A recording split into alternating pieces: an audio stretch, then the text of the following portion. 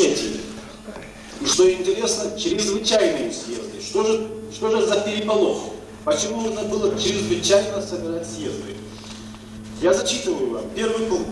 Вследствие невозможности созыва районных съездов Советов Чеченской и Ингушской автономных областей короткий срок разрешить изъятие действующего законодательства созыв чрезвычайных съездов Советов Чеченской и Ингушской автономных областей Северо-Кавказского края провести непосредственно от расширенных пленумов сельсоветов по нормам из расчета. И дальше даются эти нормы. То есть этот документ дает нам с вами возможность убедиться лишний раз в том, что не было никакого референдума, не было опроса населения, для того, чтобы выяснить мнение, есть ли такое желание объединиться в одну республику, объединить две области, Чечню и Ингушетию. Такого опроса не было. Это было чисто сталинское решение. А то, что съезд собрали, это ни о чем еще не говорит. Тогда съездов очень много было. И один из этих съездов был расстрелян. И еще один важный момент, который я упустил. Значит, все документы, начиная с 18 года, 19 года, подписаны председателем ЦИК Калининым. Когда отселение Сурхахи и Кажева были награждены за боевые заслуги, проявленные в гражданской войне, подпись Калинина. Когда упраздняется Ингушская автономная область, подпись Калинина. Когда происходит выселение чеченцев, ингушей и других народов, опять подпись Калинина. То есть опять это лишний раз подтверждает, что эта политика не была народной, она была антинародной. Так, упразднение. Я зачитывать этот документ не буду об упразднении Ингушской автономной области и образовании Чечено-Ингушской ССР. Но я прочитаю вам другой документ. Совещание комиссии по вопросам Горской республики от 28 июня 24 года. Мы возвращаемся назад. Значит, здесь говорится, постановить о том, что здание в городе Орджоникидзе делится между Северной Осетией и Ингушетией. И вот я зачитываю только то, что относится к Ингушетии. Закрепить за Ингушским окружным исполкомом здания. Первое. Горцика, Наркомзема и Наркомюста, Назрановского округа исполкома, дом Икажева, дом Тангиева, бывшую семинарию Терского войска, совпартшколу, пленхоз, дом Замкова, Горского техникума, больницу Митника и так далее. И сразу встает вопрос дальше. Вернее, не вопрос. Здесь дается список предприятий, которые перешли по разделу 24 года к Ингушской республике. Я не буду их перечислять, тут 12 предприятий. Если хотите, я так могу прочитать. Список предприятий, передаваемых Ревкомом от Управления местного хозяйства Горской республики. Ингушскому Ревкому. Первое. Мылзавод Козырева. Лесзавод Кролика. Вторая типография. Мельница Федорова, Спиридонова, Лазарева, Янова. Госкожзавод, винзавод, горный. Второй крахмальный завод. Сельскохозяйственные мастерские, по-моему. Да. Ну, дальше идет список предприятий, переданных Осетинскому Ревкому и городскому совету. Зачем и почему я прочитал этот список? Дело в том, что когда в Москве мы были на приемах на разных уровнях, на одном из приемов нам заявили, что если образуется Ингушская автономная республика, то она не сможет экономически просуществовать, прокормить себя. Давайте сейчас вернемся, то есть не вернемся, а я вам прочитаю статью 58 Конституции СССР, которая гласит, что граждане СССР имеют право на возмещение ущерба, причиненного незаконными действиями государственных и общественных организаций. Кроме того, в Конституции есть статья 34 и 36, которая запрещает ущемление национальных прав какого-либо народа.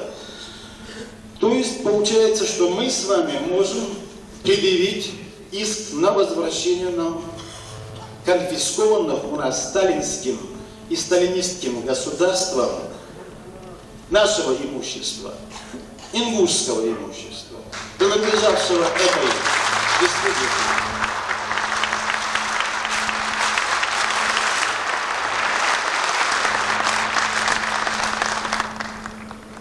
Так, и еще очень интересный документ. Здесь говорили старшие товарищи, я об этом впервые узнал от юриста Юмноева Ахмеда, и об этом писал в своих письмах, но теперь у меня в руках есть документы. В этих документах говорится о том, вернее, Юмноев Ахмед говорил мне о том, что в честь упразднения ингушской автономии был устроен грандиозный праздник в Северной Осетии с приглашением ответственных руководителей со всей страны, там Калинин присутствовал и другие товарищи. Вот. А теперь документ. Я не знаю, зачитывать я его не буду.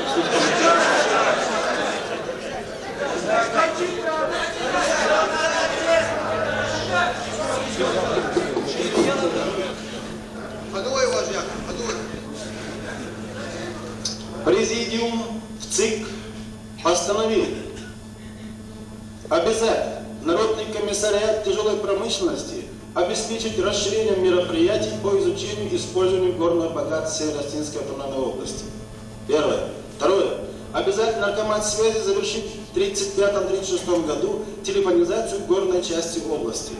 Вы не забывайте еще о том, что этот указ идет вслед за указом об упразднении ингушской автономии. Третье. Обязать Народный комиссариат земледелия Союза СССР закончить к весне 1935 года укомплектование существующих МТС машинами и оборудованием. Организовать в третьем квартале текущего года одну новую машино-тракторную станцию. Завести в 1934-м племенной скот. И даже написали, сколько надо жеребцов. 50 жеребцов, 50 бугаев и 50 хряков или хряков. Дальше. Это торжества, которые шли не из Северной Осетии даже, постановление, но это сверху. Четвертое. Просить Совет народных комиссаров Союза СССР срочно рассмотреть вопросы о списании задолженности колхозников Дегорского района Северной Осетии. Об увеличении в 1934-м вложений по коммунальному хозяйству города Орджоникидзе на 1 миллион 200 тысяч рублей за счет резервного фонда Совета народных комиссаров Союза СССР. И дальше тоже очень интересный документ. Это постановление другое. Здесь говорится о том, чтобы амнистировать преступников. Очень интересная шапка. Постановление Президиума ЦИК об амнистии в ознаменовании десятилетия со дня образования Северо-Осетинской автономной области. Мы с вами продолжим дальше. И в честь упразднения Ингушской автономной области. Зачитывать его не надо, там просто идет список, пункты, по которым преступники освобождаются, преступники Северной Осетии. Вот такие документы. Теперь по поводу этого заявления о том, что Ингушская республика не сможет сама себя прокормить. Один пункт мы с вами сказали. Об этом уже было заявлено и там, вверху, в Москве. Значит, первый пункт. Мы предъявляем иск за грабеж, проведенный государством сталинским в 1934 году. Второе. 1944 год. Грабеж. Другого слова нету. Этот грабеж касается нас, ингушей, касается и всех наших братьев, чеченцев, балкарцев, калмыков и так далее. И третий грабеж — это 1957 год, когда незаконно был отторгнут пригородный район. И кроме того, грабеж продолжается в настоящее время. Когда на заводах Орджоникидзе работают наши рабочие, но все расходы, идущие на социальные нужды, они остаются в Северной Осетии. Они не идут в Малгобек, откуда выезжают рабочие, ни в Ачулуки, ни в другое место, они остаются там. Это беззаконие. И еще я вам говорю, когда я такие доводы выложил, то в мой адрес не было высказано ни одного возражения. Почему? Да потому что факты налицо, против фактов не пойдешь. И последнее, что я хотел бы сказать. Значит, есть такое мнение о том, что Народный фронт ничего толкового не сделал, что в нем мало интеллигентности и так далее. Народный фронт имеется в виду Бессултанов и его гвардия. Я категорически с этим не согласен. Чем тогда мы с вами все объясним победу этого Народного фронта вместе с инициативными группами Ингушетии над партийным аппаратом республики, которые смогли продвинуть свою кандидатуру?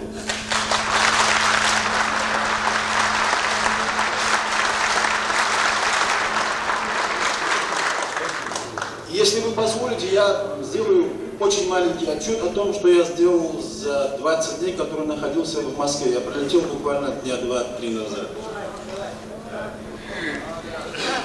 Так, во-первых, мы подали запрос в «Комсомольскую правду», подписанный Русланом Аушевым, членом Верховного Совета Николаем Николаевичем Эмбером и мной, о перепечатке материалов «Кровавый пепел Хайбаха и инквизиция» в газете «Комсомольская правда».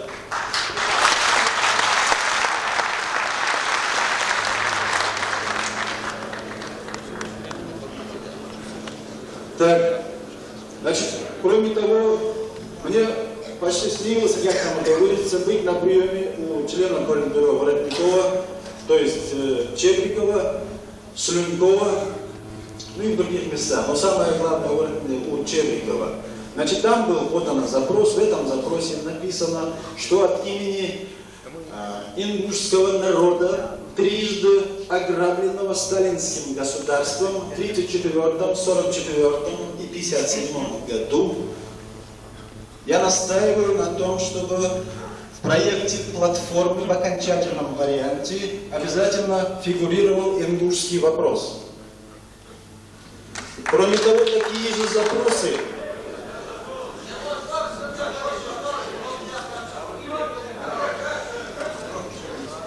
спокойно, пожалуйста.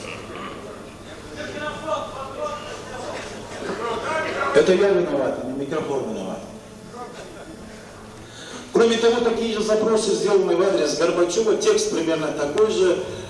И еще, чтобы мои братья-чеченцы не подумали, что я выезжал только по поводу ингушского вопроса, там же была поднята боевая тревога во всех инстанциях, начиная от Горбачева, Рыжкова, Маслюкова, председателя Госплана, Услюнькова, члена Политбюро, по поводу безработицы в Чечено-Ингушской ССР.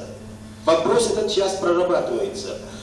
По этому же поводу пришлось побывать и в газете «Известия». Там дано задание написать статью об этой проблеме. И еще одна новость, которая была для меня и приятной, и в то же время она меня немного задела, потому что я когда-то заблуждался. На приеме в ЦК у заведующего отделом межнациональных отношений Михайлова Вячеслава Александровича мне была предоставлена стенограмма, и в этой стенограмме среди докладчиков был Беков Сергей Мажитович.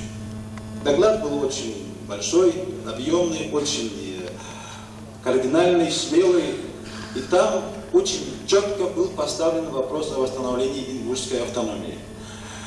Я когда-то был в этом заблуждении.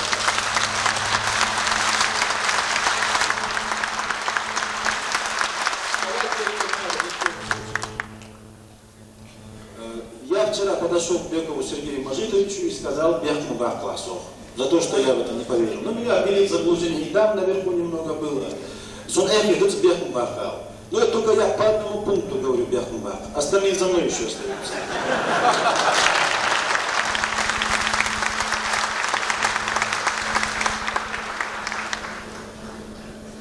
Последнее, что я скажу. Я хотел бы с этой трибуны сказать огромное спасибо Аушеву Руслану за ту помощь, которую он оказывал.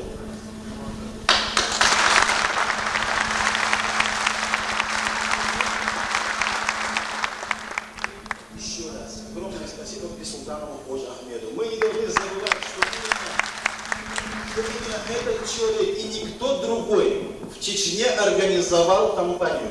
Только именно он. 99% стоит за Бессултановым, 1% за всеми остальными. И никому не дозволено сейчас утверждать, что я сделал больше, что это я организовал.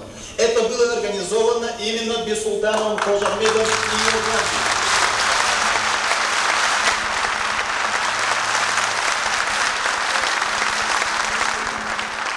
Я почему этим обеспокоен? Потому что сейчас появилось очень много людей, которые утверждают, что якобы это я сделал, Аллах его ждут.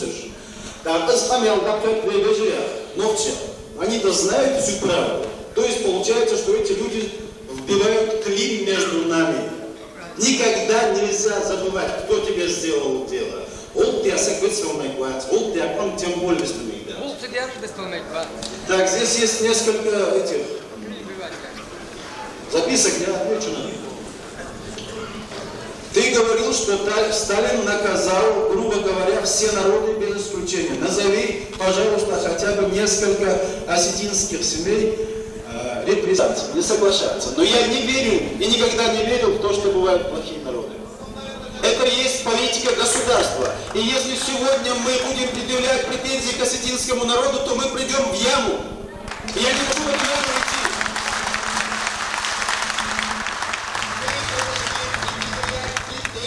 Только к сталинскому государству, только к руководителям, но ни в коем случае к народу. Нельзя этого допускать ни в коем мере. Я больше вас, может быть, страдаю из-за того, что наказали мой народ, моего отца, мою мать. Но я не могу обвинять в этом осетинский народ. Не могу я этого сделать. Может, я не прав.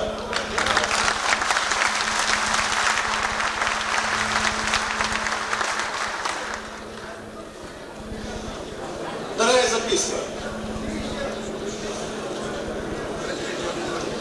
Уважаемый Хамзат, скажите, что вы хотели сказать словами по ингушскому вопросу «Нужен референдум» в газете «Комсомольское племя».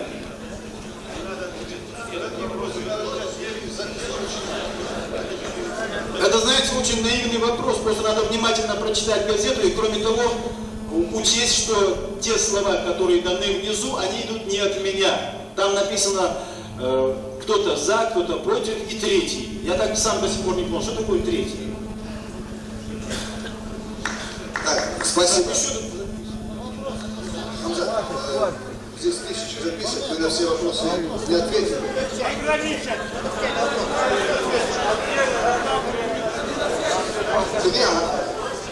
Да, Тугакова. Спасибо.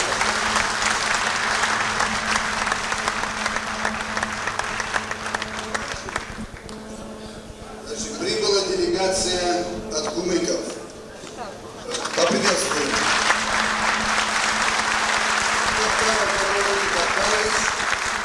Кайгаров Магомед Зялдинович, Шамкалов, Ханаш, Чеди Мурзонович. Просим делегатов от Кумыки подняться на трибуну в почетном президиуме. Президент.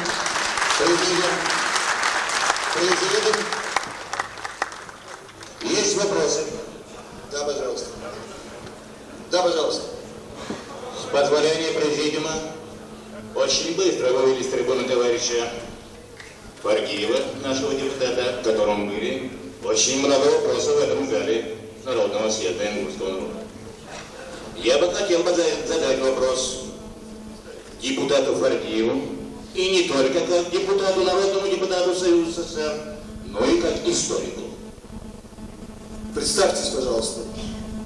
Алиев Дадаш был избран делегатом на настоящий съезд с Унжинским районом. Ну, делегатскую книжку я не получил, но у меня есть пригласительный билет. Первый мой вопрос, Фаргиев. Коль скоро товарищ Фаргиев располагает выписками, архивными выписками, интересно. И я думаю, что это удовлетворит всех присутствующих в зале настоящего съезда. Каким конкретным юридическим документом оформлена передача пригородного района в состав Северной Осетии? Все мы присутствующие здесь знаем, что указом Президиума Верховного Совета Союза СССР о последующих РСФСР Чечено-Ингушская республика восстановлена в прежних территориальных границах. юрист. Просматривая все последующие законодательные... Простите, это было в выступлениях. И еще будет говориться, записки прошу присылать в письменной форме и не отнимать время. Базгиева, простите, Базгиева. Мой вопрос конкретный. Извините, пожалуйста. Каким документом подкреплен этот акт? Пускай говорит. Пожалуйста, Хамзат, ответьте на этот вопрос. По просьбе съезда.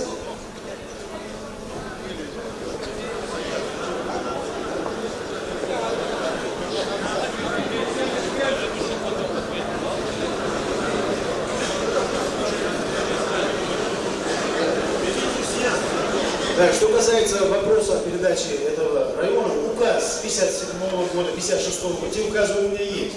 Я эти копии получил. Вот. Но что касается конкретно, как произошла передача пригородного района, как это было оформлено, пока я до этого еще не добрался. Ну тут, наверное, в зале есть историки, люди, которые, наверное, больше меня не ответят. Я не знаю, я говорю честно. Ответят на этот вопрос и другие перевели.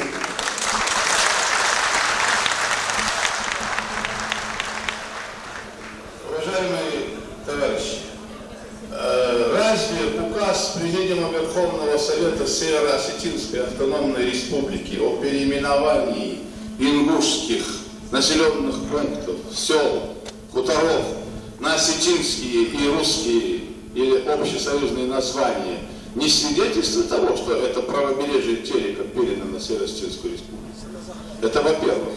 Во-вторых, указом Президиума Верховного Совета СССР 1946 года, о котором говорил Хамзат Ахмедович, указана передача правобережья Терека, пригородный район, он же правобережный, передан в состав Северо-Осетинской автономной республики. И сегодня он состоит в составе этой республики. Какой вопрос вообще может быть поднят?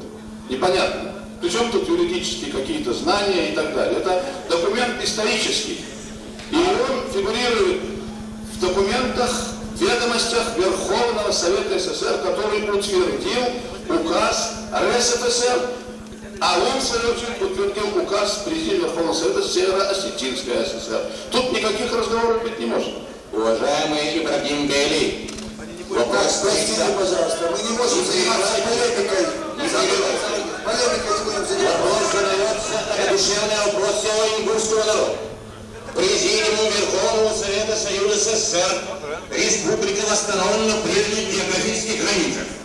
Правильно понимаете. Прежние географические границы распространялись на пригородный район. Ну, так мы уже ответили, мы сейчас, по-моему, ломимся в открытые двери. Вы сами отвечали на заданный вопрос. Пригородный район был отнят у чечено-ингушского народа, вернее, у ингушского народа. И до сих пор он в составе Северной Осетии. Какой может быть еще? Чечено-ингушетия тоже было отнято. Ну, я говорил о уровне культуры межнациональных отношений, но вы этот уровень нарушаете. Товарищи, на данный вопрос будет дан ответ позднее членам Совета, которые в этом разбираются. Давайте вопросы задавать по запискам, и президиум будет готовить ответы. Так, товарищи, слово предоставляется Базгиевой Яхе. Слово предоставляется Базгиевой Яхе. Подготовиться Маркиеву. Спасибо. Президиум, прошу прощения. Замечание по ведению съезда. Вы должны и обязаны считаться с делегатами. Поэтому навязывать собственную свою мысль считаю неправильно. Пожалуйста, ведите себя нормально. Прежде публику и делегату. Спасибо за совет. Мы обязательно прислушаемся к вашему совету. Пожалуйста, говорите. Товарищи делегаты, уважаемые гости, я, как член КПСС, член Сунжинского райкома комсомола, как представитель молодого поколения, хочу изложить позицию молодежи восстановления ингушской национальной автономии. Нам, нынешнему молодому поколению, не пришлось испытать те унижения, оскорбления, то есть все те трудности, выпавшие на долю наших родителей. Но мы чувствуем их боль за изгнание с родной земли. за голод, гибель родных, унижение, бесправие, то есть за сталинский деспотизм. Мы чувствуем боль жертв сталинизма, и это отзывается болью в наших сердцах, сознание, которое будет передаваться из поколения в поколение. Нам досталось, вопреки воле народа, трагическое наследство. У нас нет своей истории, она урезана в угоду другой нации. Отобрана Родина в пользу другой нации, упразднена автономия. Мы не имеем права сегодня молчать, не говорить о назревшем, не требовать справедливого подхода к решению национального вопроса, ибо положение обостряется, и, как говорил депутат Фаргиев на съезде, может появиться еще одна горящая точка. Вопрос сложившейся сложной обстановки по определению нашей национальной территории, земельных границ, оспаривается сохранившимися свидетельствами исторических данных, а также живыми свидетелями, которые считают реабилитацию целого народа неполной, если не возвратить им ранее принадлежащие земли. Советская Ингушетия, добровольно принявшая революцию, по объяснению ей роли революции для всех народов видными политическими и государственными деятелями, как Серго Орджоникидзе и другими, навсегда соединила свою судьбу со всеми братскими народами. Поэтому нет нужды считать просьбу ингушского народа неправомерным идеалом ленинской национальной политики, которая, в свою очередь, и вовсе не определяет захват или отторжение чужой территории с целью последующего мира и согласия оппонирующих сторон. А также суд ленинской национальной политики имеет особое значение в сохранении этнических форм, принадлежащих по праву ингушам территории, ибо на отнятой репрессии нашей территории много разрушено исторических памятников, в большинстве затеряны места захоронения наших предков. Без прошлого нет настоящего. По вине необоснованных репрессий потерпели надругательства памятники и захоронения. Все это не может не отразиться на состоянии психики нормальных людей. Потому ингушский народ имеет право, предоставленное Ленинской Конституцией, на реабилитацию своей национальной территории. Канули в прошлые времена захватнических войн с целью обогащения. Советские народы в тесном и братском содружестве выбрали новый, светлый путь, осознанный жизненной необходимостью и приняты всеми народами. И было сильнейшим надругательством над светлыми идеями вождя нашего государства и его единомышленниками-соратниками, игнорируя историческую возможность, решение национально-территориального вопроса откладывать в долгий ящик. Однако ингушский народ понимает и то, что репрессии не избежали другие народы, а также государственный аппарат, а потому сдерживает свои возмущения в надежде, что современная внутриполитическая обстановка с перестройкой позволит открыть страницы истории для бесконфликтного решения вопроса национальной автономии. На вопрос о возможности восстановления ингушской автономии республиканский руководитель отвечает, что это экономически невозможно. Так в 20-30-х годах во время становления советской власти была эта возможность, а сегодня, на 72-м году советской власти ее не стало. Куда она подевалась? Мы располагаем необходимыми условиями: богатые земли, леса, недра, водные ресурсы, предприятия для дальнейшего развития промышленности. И мы, молодое поколение, полное сил и энергии для строительства и развития национальной автономии. Экономическая возможность для восстановления и развития ингушской автономии была, есть и будет. Сегодня, на 72-м году советской власти, ингушский народ, получивший за мужество и героизм в годы революции и в годы гражданской войны статус Красной Ингушетии, столкнулся с самым больным для народа вопросом: быть или не быть Ингушетией. Если не восторжествует ленинская национальная политика, если правительство срочно не примет меры, мы перестаем существовать как народ. Сегодня стало модным отождествлять ингушский вопрос Нагорного Карабаха, проявляя этим самым свою политическую безграмотность. Подобно политикам, советую полистать историю ингушского народа. Нагорный Карабах, как и при жизни Ленина, так и сегодня имеет свою автономию. А у нас, ингушей, нет ни автономии. История фальсифицируется. Нет ни национальной территории. Разбросаны по всей стране, находимся на грани исчезновения, как самостоятельная нация. Мы просим гостей нашего съезда, осетинский народ, все прогрессивное человечество поддержать восстановление наших национальных прав, Не дайте исчезнуть нашему маленькому народу. Мы также встревожены и тем, что в проекте платформы КПСС по национальному вопросу среди подлежащих полной реабилитации нет ингушского вопроса.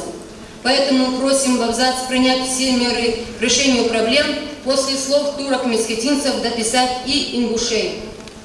Мы просим ЦК КПСС, Верховный Совет СССР осознать всю сложность сложившейся ситуации, восстановить ингушскую автономию, создать ингушскую автономную советскую социалистическую республику в составе РСФСР с административным центром в правобережной части города Орджоникидзе.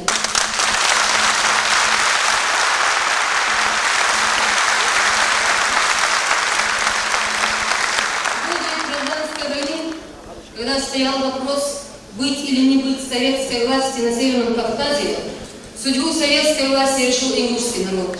А сегодня перед ингушским народом стал вопрос, быть или не быть ингушскому народу. Во имя светлого будущего ингушского народа в Союзе СССР помогите восстановить наши национальные права. Хадай, Наной, Гайдяш Яхат, Яхилакшиш Ихайт, Махунилы, Яхилуш, Аманси, Лахлах Пердуш, Ихайфинишев.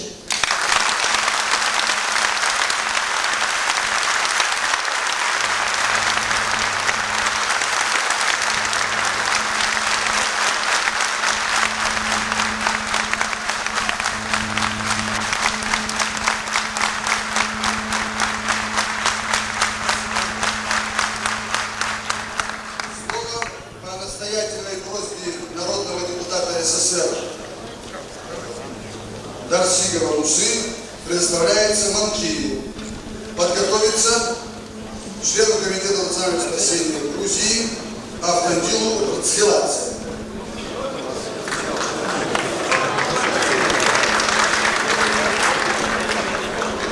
Товарищи депутаты, дорогие гости, мне доставляется большое удовольствие приветствовать от имени коммунистов всех трудящихся Молодецкого района настоящий съезд и пожелать ему плодотворной работы.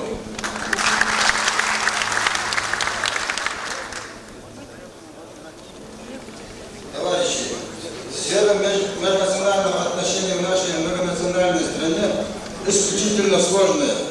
Мы находим в ней все новые и новые грани. Тутаев Олег Бекмурзевич. Делегация Тутаев Олег Бекмурзевич. Обновление социализма, реформы политической системы. Это подчеркнула 19-я Всесоюзная конференция КПСС, которая призвала настойчиво утверждать и творчески развивать ленинские нормы и принципы национальной политики, решительно очищать их от искусственного наслоения и деформации. Этот вопрос имеет особую актуальность на многонациональной Чечено-Ингушетии. Чтобы двигаться вперед, необходимо многое делать. И тем более, что в сфере межнациональных отношений многое недоделано. Прошло 45 лет со времени выселения чеченцев и ингушей и более 30 лет восстановления 20-м партийным съездом коммунистической партии справедливости. Но лишь сегодня социально-политическая ситуация в стране дает возможность открытого и полного освещения прожитого нами народами республики времени. И это ярко демонстрирует весь ход нашего съезда. Было бы ошибочным считать, что обстановка Чечено-Ингушетии является отражением чисто чечено-ингушских проблем. Проблемы эти во многом порождены несовершенством политической системы, ее административными бюрократическими деформациями, игнорированием в течение долгого времени, а кое-где и открытым пренебрежением национальными проблемами. Обостренные интересы в межнациональном отношении в ряде регионов страны, в том числе и у нас, нельзя рассматривать как следствие перестройки. Демократизация и гласность лишь высветили давнишние проблемы, которые постепенно десятилетиями накапливались. Из-за невнимания к ним, из-за того, что они являлись и не решались, а сохранялись в С другой стороны, на каком-то этапе мы уже начали посвященной, констатировали достижения, организовывали показные мероприятия. В целом в стране идет процесс национального возрождения, переоценки ценностей, пересмотра прежних установок национальной политики. Национальный вопрос стал основным наряду с экономическим политикой. О нем пишут, говорят, его обсуждают в Центральном комитете партии, заседаниях сессии Верховного Совета всех республик. И в нашем районе растет гражданская активность людей. Это показывает прошедшие видения. Своды во всех населенных пунктах, партийные профсоюзные собрания во всех трудовых коллективах по обсуждению проблем межнациональных отношений. С полным единодушием везде одобрено обращение Минского народа к руководству ЦК советского правительства о восстановлении автономии в пределах правительства 1934 года. Начиная с 50-х годов ингуши поднимают вопрос о восстановлении ингушской автономии. Доведенные до отчаяния, они собрались на митинг перед обкомом партии 1973 годов. В буквальном смысле разогнали, обстреливая холодной водой, где январские морозные 30-градусные утро 19 января. Но не получили никакого ответа. Зато как наподобие 1944 года с подачи тогдашнего председателя Совета министров РСФСР, кандидата в члены Политбюро Соломонцева, получили постановление Центрального комитета партии об антиобщественном националистическом сборище в городе 16-19 января 1973 года. Коммунисты, трудящиеся районы, справедливо требуют отмены как этого несправедливого постановления, так и ему подобного решения правительства в отношении чеченцев и ингушей. Если эти процессы будут верно оценены, то тем более верными будут и политические решения в том плане, что каждому народу надо предоставить реальную возможность жить в соответствии с его национальными устремлениями.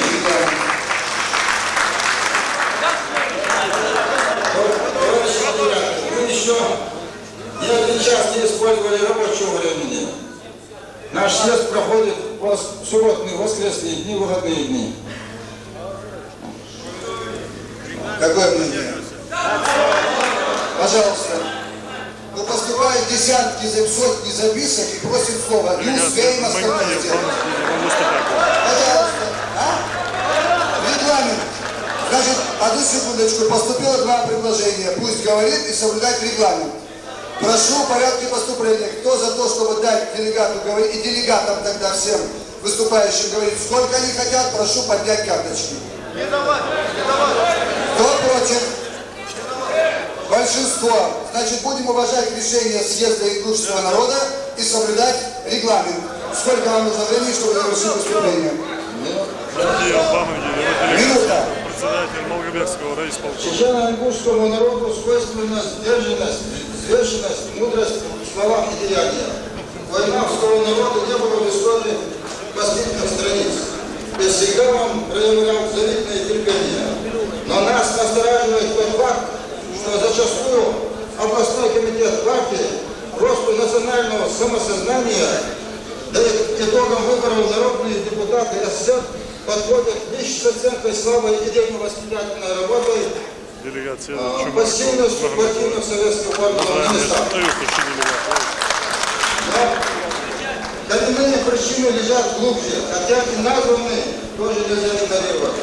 Обкому КПСС, Президиуму Верховного Совета, Совета министров Чечено-Ингушской ССР единственно разумным является отбросить всякие иносказания и дать ясные правдивые ответы истории. Признать незыблемость, неприкосновенность нынешнего территориального устройства значит признать справедливость и обоснованность действия того режима, который в других сферах привел социализм к тяжким деформациям. И если сегодня мы восстанавливаем справедливость по отношению отдельных граждан, значит, мы тем более должны такую справедливость восстановить в отношении целых народов. У ингушского народа всегда оставалась надежда, что руководство обеих республик Северной Осетии и Чечено-Ингушетии найдут справедливое решение и обоюдный компромисс. решать назревшие вопросы надо, мягко говоря, не накаляя обстановку, и вместе думать о себе и о другом. Товарищи, уважайте решение съезда. Я сейчас заканчиваю. Уважайте решение съезда. Давайте уважать наше решение. Наше мнение на прошлое. Вы же сами приняли. Президент, прошу микрофон выключать. Я прошу, так как есть решение съезда, прошу выключать микрофон по окончанию регламента. К сожалению, у нас нет технической возможности. В таком случае надо просто предупреждать, прежде чем оратор начинает выступать, предупреждать, что есть регламент. Ясно, спасибо. Съездом. Спасибо. Дорогие телеяты, я не смог передать все, что попросили трудящего Малгобекского района съезду, но Малгобекский район, коммунисты, трудящиеся, вполне уверены и думают, есть уверенность в том, что второй съезд решит вопрос восстановления индустрии автономии.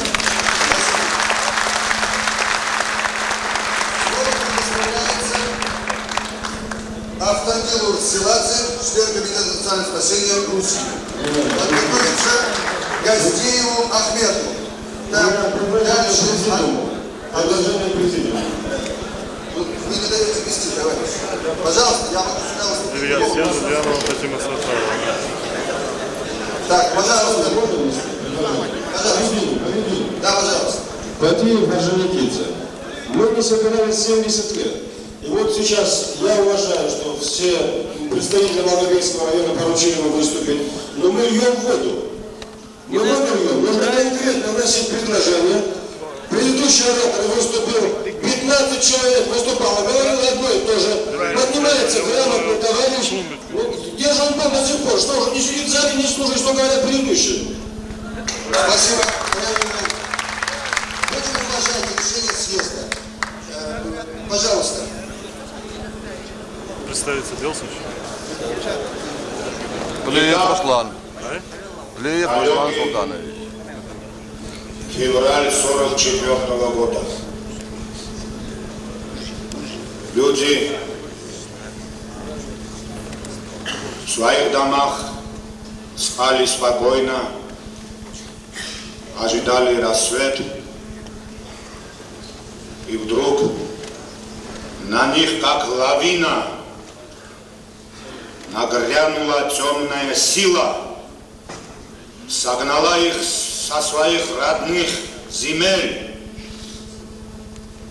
огрузили их в товарных вагонах и выслали их в далекие казахстанские степи. В это время там, в Москве, в Кремле, человек в мягких сапогах, с трубкой в левой руке, обихивая спокойно им, ожидал результаты этого варварского акта против целого народа. Я хочу задать вам всем вопрос. Я хочу задать здесь партийным функционерам.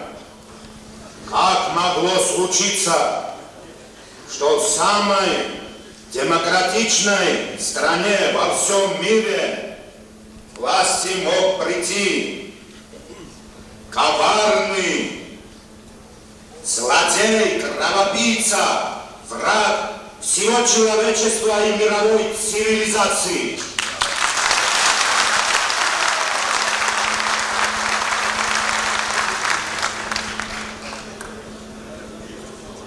Я немного, с вашего позволения, отступлю назад.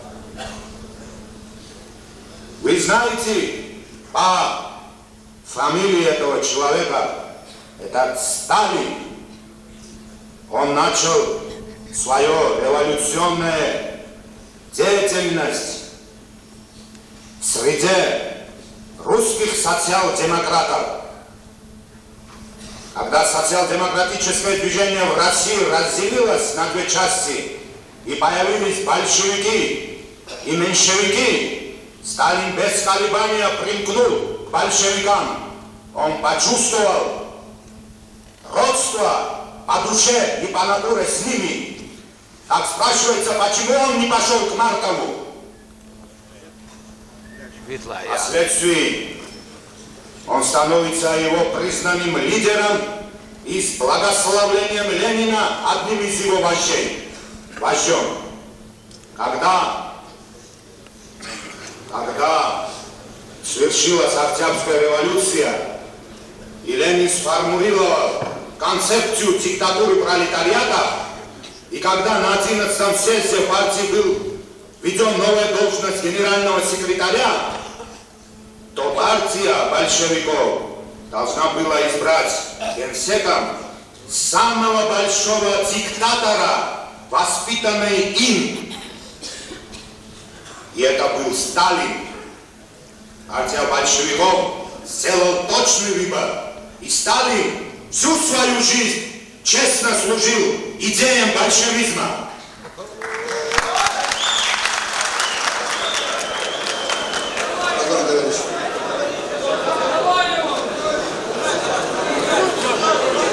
Невероятные репрессии сталинские обрушились.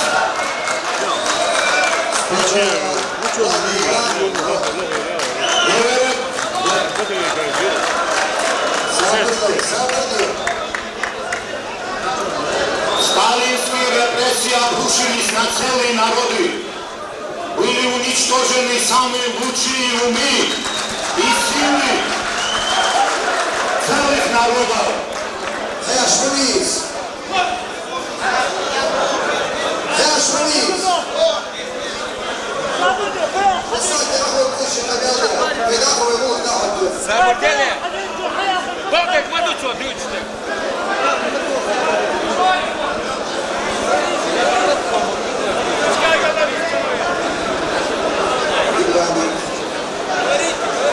Дайте договорить, вы уверите они.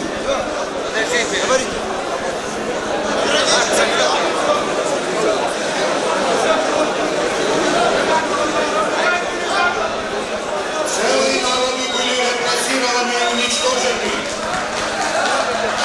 Самые лучшие представители всех народов были сосланы, казнены. Были перекроены границы среди существующих народов на их землях и попраны их чаяния и их справедливые права на свои земли. Именно таким гонением подвергся наш братский ингушский народ. Сегодня ставится вопрос, а чему Ингушетия не имеет свою автономию? Это же не случилось сегодня или вчера или позавчера. Вот именно это результат бесправия сталинизма, которому ингушский народ не примирится никогда, и грузинский народ тоже не примирится никогда. Дорогие братья, я хочу вас заверить от имени грузинского народа, что мы рядом с вами, в вашей справедливой борьбе. И как вы не примиритесь потерям своей земли, своих прав, и также мы. Сегодня и вам, и нам трудно. Мы обязаны, братья по крови, стоять рядом с друг другом и в беде помогать друг другу. Я хочу вас заверить, что Грузия и грузинский народ все сделает для того, чтобы ваши законные требования были претворены в жизнь и были восстановлены ваши права на автономную республику, и чтобы были вам возвращены все те земли, которые вам урезали незаконно.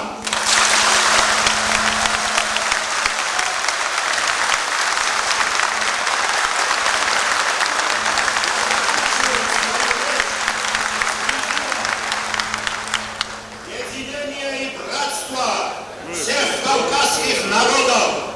Если есть какие-нибудь разногласия между нами, то мы должны их искоренить путем братских переговоров и братского взаимоотношения.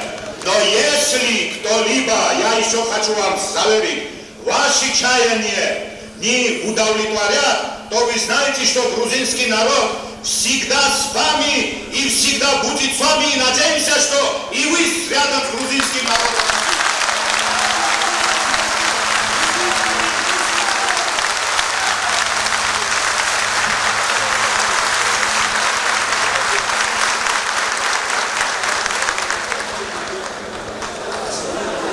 Слово предоставляется Газдиеву Ахмету.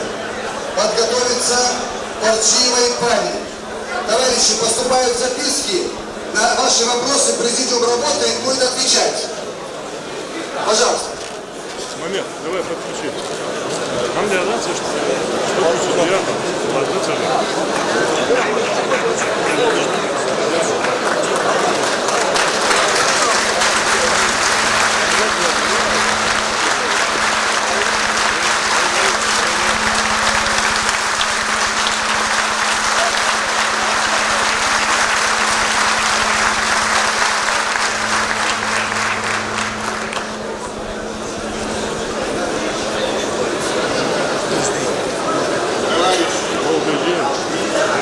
Я немного нездоров, поэтому не горел особым желанием выступить перед вами.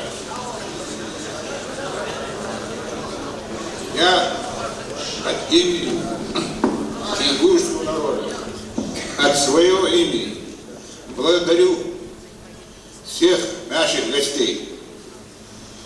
Спасибо им, что они приехали на наш съезд, чтобы разделить с нами наши горе. Я также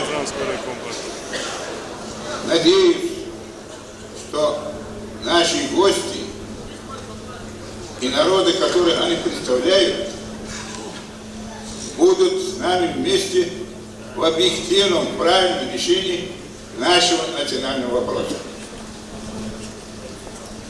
После этого я долго говорить не буду. Я хотел сказать о том, что я знаю по этому вопросу. Я вот живой архивный материал, я археологический материал, потому что я современник и нашего выселения, и нашего пребывания в Казахстане, и здесь Шамиль, о котором здесь говорили выступавшие, в одном своем выступлении сказал так: я вижу тысячи людей, строящих здание, которое может разрушить один. Что же может сделать один, когда сзади него тысячи разрушителей? У нашего народа, за спиной нашего народа было много разрушителей. Причем среди этих разрушителей были и наши современники, наши соплеменники. Мало того, что говорит на совещаниях, на съездах и так далее о нашем несчастье, о трагической судьбе ингушского народа, надо об этом говорить там, где к этому может прислушаться люди. Вот мне хотелось сегодня здесь сказать: в Северной Осетии очень много умных людей, очень много людей, которые знают историю, знают жизнь, знают о взаимоотношениях с ингушами. Но до сего времени они не собрались где-нибудь, не обсудили вопрос о том, что мы делаем. Ведь пригородный район и села пригородного района не наши. Дома, которые там стоят, до сих пор помнят своих хозяев. Нельзя нам решать вопрос в отношении пригородного района в таком порядке. Давайте подумаем, решим этот вопрос объективно, правильно. До сих пор я не знаю ни одного случая, когда остинские даже старики выступали с таким заявлением. Наши ингушские писатели, поэты, журналисты, историки, критики и так далее и тому подобное выступали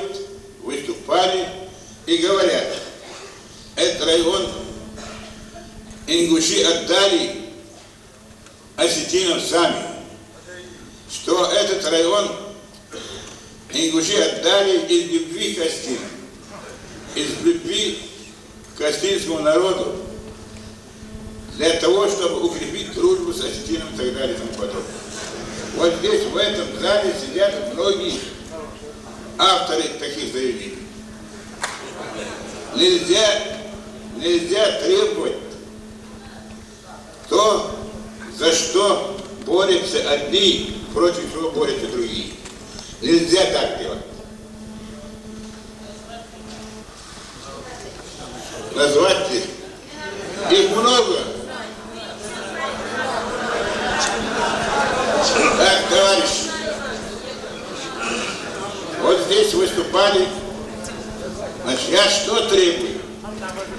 Если он ингуш, если он хочет ингушскому народу добра, если он хочет укрепить дружбу с осетинами, с кабардинцами и так далее и тому подобное, он должен говорить правду. Он должен говорить эту правду прямо. Он должен быть принципиальным. Мы с вами читаем Горбачева, других руководителей перестройки. Основная мысль, основное содержание их требований в социальном вопросе — это чтобы люди были, работники были правдивы, чтобы они говорили правду, чтобы они были принципиальны, чтобы они не кривили душой, чтобы они не заслужили, не чертили отдельный народ. Но среди нас находятся люди, которые этого не говорят. Здесь выступали, говорили в отношении 1918 года, какую роль сыграли ингушские трудящиеся в победе советской власти на Северном Кавказе. Об этом говорили, приводили тут цитаты и так далее и тому подобное. Это доказано историей. Но наши вот руководители, в том числе Волков, который был тогда секретарем обкома партии, и многие другие, говорили, что нельзя говорить красными ингушетами, что нельзя приводить цитаты из Орджоникидзе, что нельзя говорить, что ингуши защитили все советскую власть, что благодаря ингушам на Северном Кавказе была побеждена советская власть, говорили о Ильиче, его скажем и так далее. Об этом нельзя говорить, об этом не надо говорить, это кичливость, это национализм. Но среди нас не надо видеть людей, которые сказали бы этим горе-историкам, горе-теоретикам, что они не правы, что надо говорить то, что в жизни имелось, для того, чтобы на дальнейшем делать правильный путь, занять правильный путь. Вот. Помимо того, что здесь говорили, я хочу добавить одну вещь в части роли ингушского народа в торжестве советской власти на Северном Кавказе в 1918 году. Тогда здесь у нас на Кавказе был писатель Серафимович, автор «Железного потока». Его встречали в крепости Назрань, на ингушском съезде и так далее. И вот он написал много, но я привожу вам цитату. «Нигде, быть может, во всей республике не найти таких ярых, остервенелых защитников советской власти, как они. Я чувствовал, что они будут рубиться за нее до тех пор, пока все мясо с них не срубят». Роль ингушей в победе владычной советской власти на Северном Кавказе известна всем. Но тем не менее, фальсификаторы истории, наши враги, говорят, что тогда ингуши играли то они насаждали, значит, вражду между народами. А астинские руководители говорили, что чеченцы и ингуши вырезали целые села астинские и так далее, там подобное, грабили астин и так далее. На самом деле не ингуши чеченцы, а астинские националисты грабили ингушей. Первый раз в 1919 году, когда Деникин пришел на Кавказ, в ободе Деникина шли осетинские националисты, и все, что есть в ингушских селах, они забрали. Второй раз, когда в 1944 нас выселили, все, что здесь осталось, осетины забрали. Третий раз, когда нас возвратили, значит, кое-какие села нам вернули, они, уходя оттуда, забрали все, вплоть до пола, потолка и так далее. Так что, если говорить правду, значит, надо говорить правду. Не ингуши грабили, не ингуши тащили астинские имущества, а наоборот они. Теперь в отношении выселения чеченцев и ингушей. 1944 году. В 1944 году в феврале я был приглашен в Чечено-Ингушский обком партии вместе с другими осетинскими и ингушскими чеченскими руководителями. Нам было сказано, вы приглашены сюда для того, чтобы выполнить особо важное правительственное задание по поручению Берия. Садитесь, слушайте.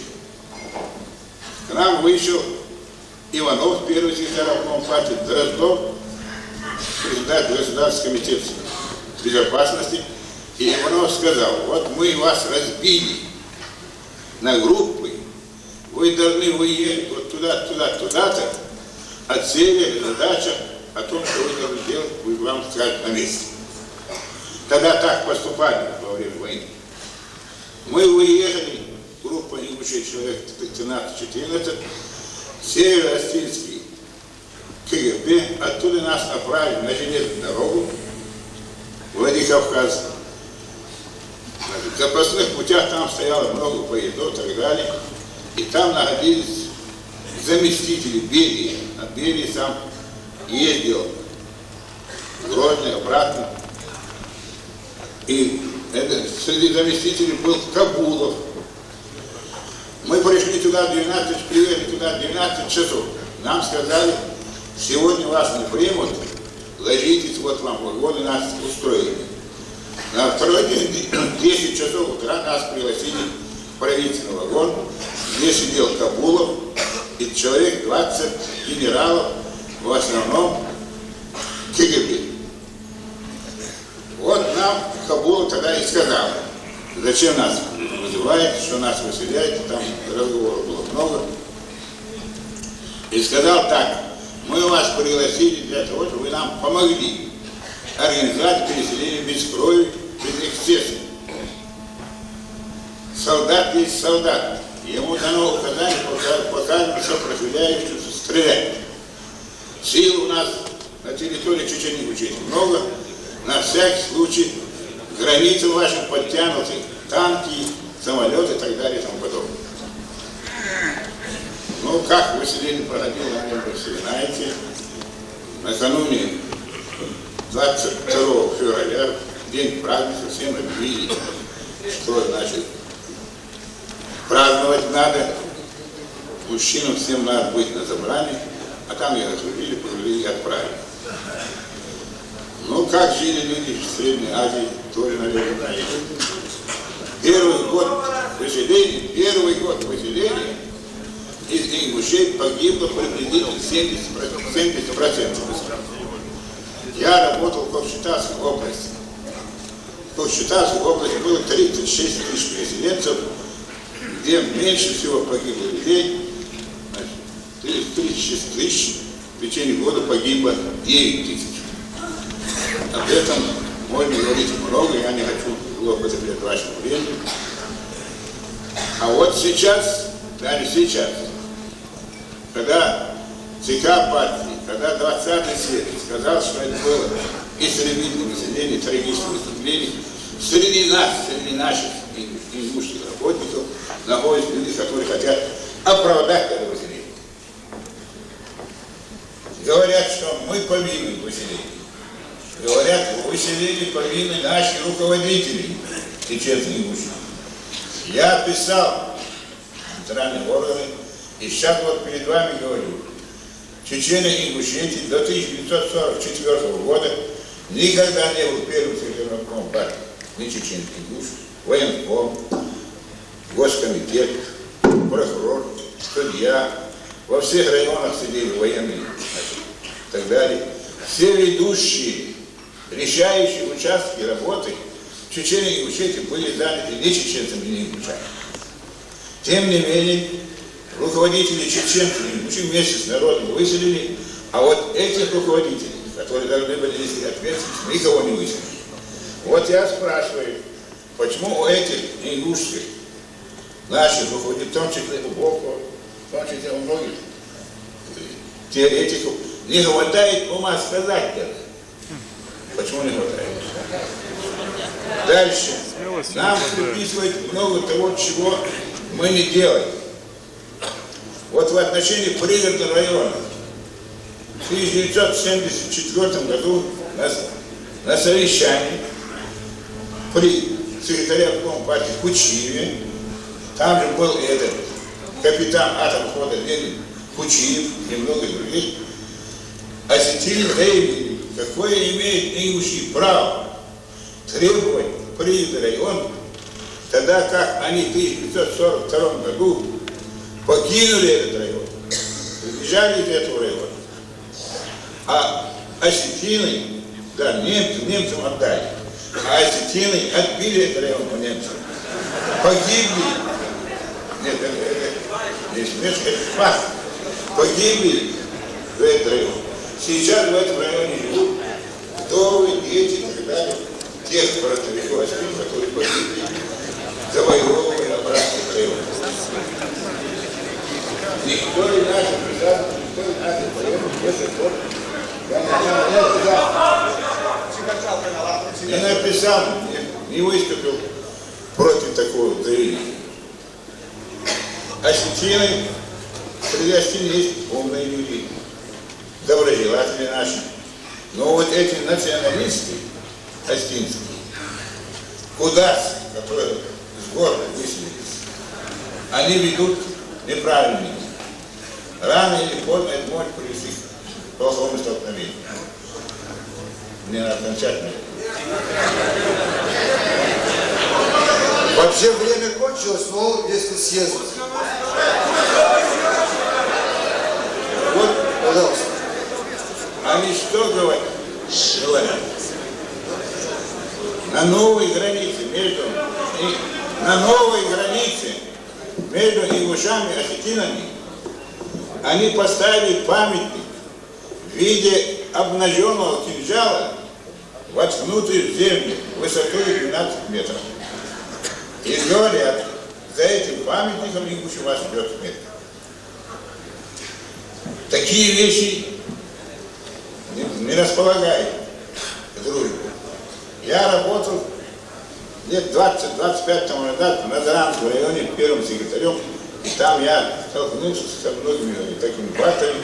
Об этом не раз говорил в обкоме партии, при Титове. В обкоме партии говорили, мы примем меры, никто никаких мер не принимал, а Скин там делал свое. Вот вчера здесь зачитывали письмо из Северной Осетии, где было сказано, мы, мол, противники того, что поднимали вопрос о территории, притязания территориальные, и так далее, и тому подобное. По существу они перечислили все, что мы здесь говорим, все, что мы здесь делаем. Район наш, мы здесь, вам, мы слезы здесь делаем и так далее. Это письмо родилось не случайно. Там в этом письме в основном говорится о том, что писали наши теоретики, наши работники из Гродного, из района и так далее и тому подобное. А что пишут наши? Что говорят наши? Сегодня они здесь не говорят, а в других. Они говорят, значит, отобрать пластин этот район, это равносильно тому, чтобы от живого организма отрезать меди, а я вам дать. Да. Нельзя такие вещи делать, говорят. Мы этот район отдали сами. Вот у нас тут есть теоретики, историки. Тавакелян, Джугурьянц, был Лин в обкоме. Сейчас вот здесь говорили про Виноградова, про многих других. Они пишут брошюры, статьи, и в этих брошюрах говорят, ингуши не хотят пластин забрать свой район, свои дома. Это вот вылазки националистов, отщепенцев, вроде Гайдиева, вроде там других, Плиева и так далее. На самом деле этот район ингуши отдали осетинам из желания укрепить с ними дружбу. Это я повторяю немного. Ну, все это они берут, то, что они осетины пишут, все это они берут из наших писем. Тогда в 1974-1975 годах во всех селах ингушетии проводили собрания, привозили ингушей в город, в Грозный. Здесь им проводили собрания о Прятке, в Ахае.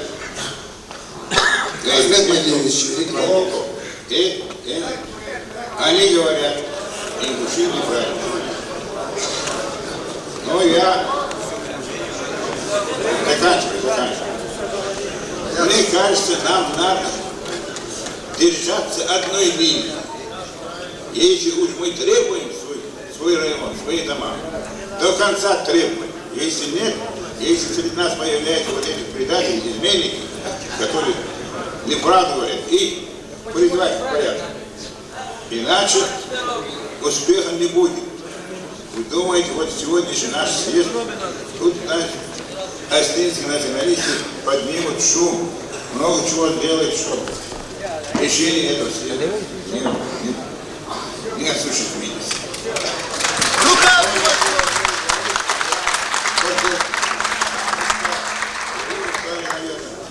Я желаю вам, в том числе и себе, наш свет. Кто я такой? Я 10 лет сидел в Беринском лагере за то, что я говорил, что выселение чеченцев и ингушей из Северного Кавказа явилось дикостью, трагедией, истребительным выселением и так далее и тому подобное. После возвращения в 1972-1974 годах я выступал за возвращение пригородного района. За это меня исключили из партии, сняли с работы, лишили пенсии персональной, отбили отщепенцев, националистов. И вот 15 лет ношу этот ярлык. Мне говорят, ты скажи, что ты не прав, что ты националист, что ты отщепенец, что ты вел антипартийную работу, что ты вражду разжигал. Если ты это скажешь, мы тебе платим остальное. Правда, правда, это говорил Фатеев. А я в одном заявлении писал, почему Фатеев сидит у нас в Бернских селах. Неужели из миллионного народа в течение 70 лет нельзя подготовить одного человека, который стал ответственным? Вот такие вещи. Нам надо быть твердым и крепким. Спасибо.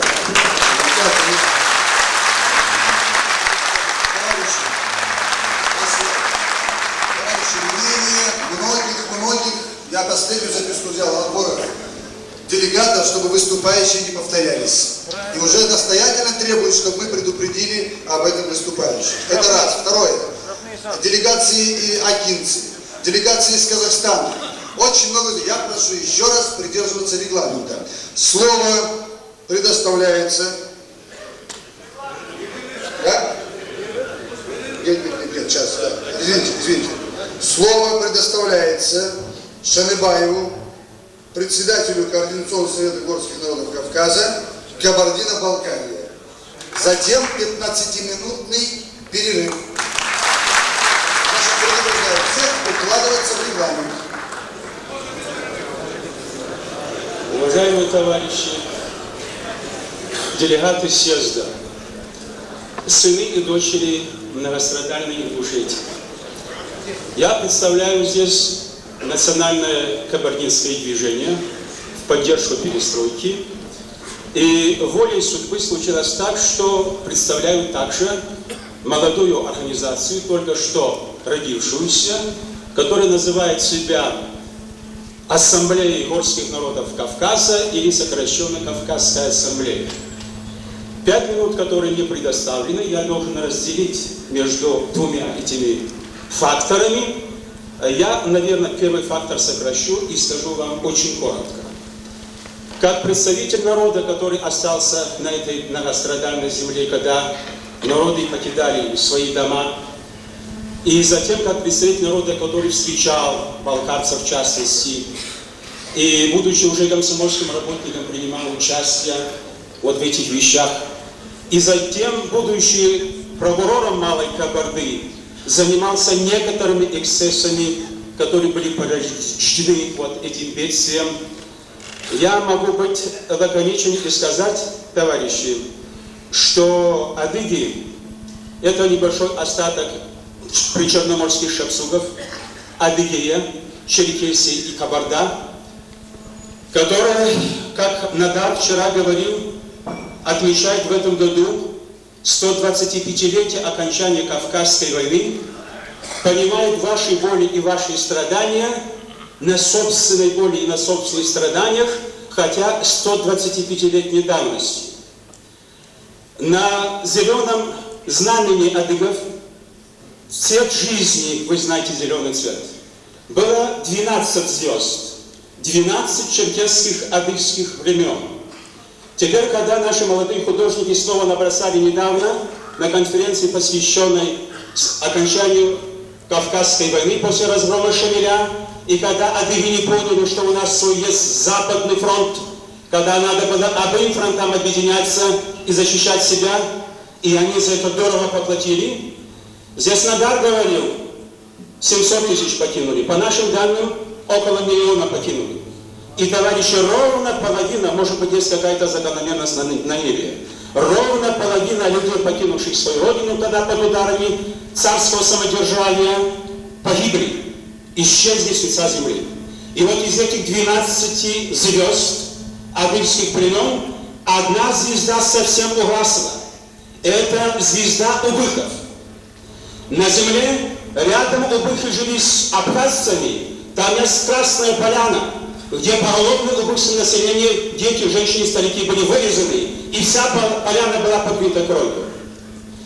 И поэтому сейчас на всем земном шаре один убых, носитель живого убыхского языка, Евтых Есен, живущий в Турции, среди более 1 миллиона кабардино-черкесов, адыгейцев, живущих, кроме чеченцев и ингушей, которых там всех называют черкесами, вот он один исчезнет, и один язык исчезает с лица земли.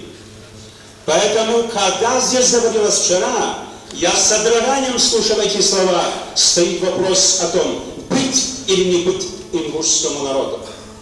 Этот вопрос принца датского, товарищи ингуши, до тех пор, пока кавказские народы существуют в условиях великой перестройки, кавказцы заявляют, и каждый кавказец к этому присоединится, вопрос этот не может так стоять. Вопрос стоит так: Ингушетии быть.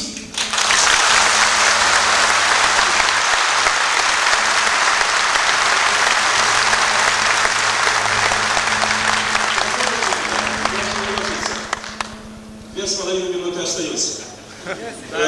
Я на общенациональном собрании кабардинцев 7 числа докладывал о организационном учредительном съезде горских народов.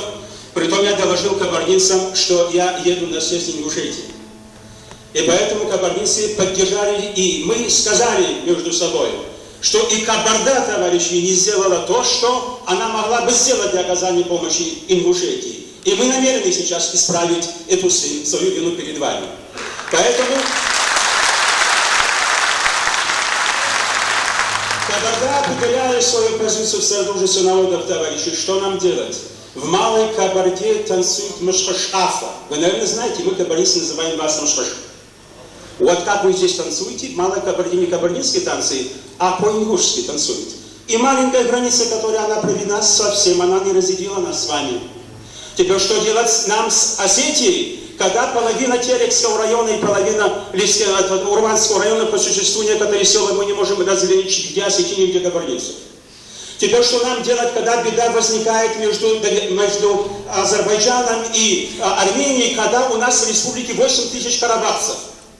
Что мы будем теперь, Кабарда, что будет делать, когда между братьями по крови, тысячелетиями жившими бок о бок на земле Кавказа, между абхазцами и грузинами пролилась невинная кровь?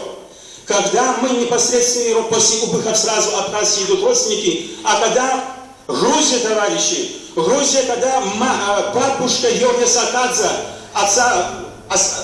время Йоги Сакадзе называли грузины время освежающего дождя, когда бабушка Сакадзе была черкешенкой, и она воспитала этого великого воина Грузии. Что нам делать, когда Акакий Царетели был, величайший поэт Грузии, было отдано черкесам, они воспитали этого великого сына.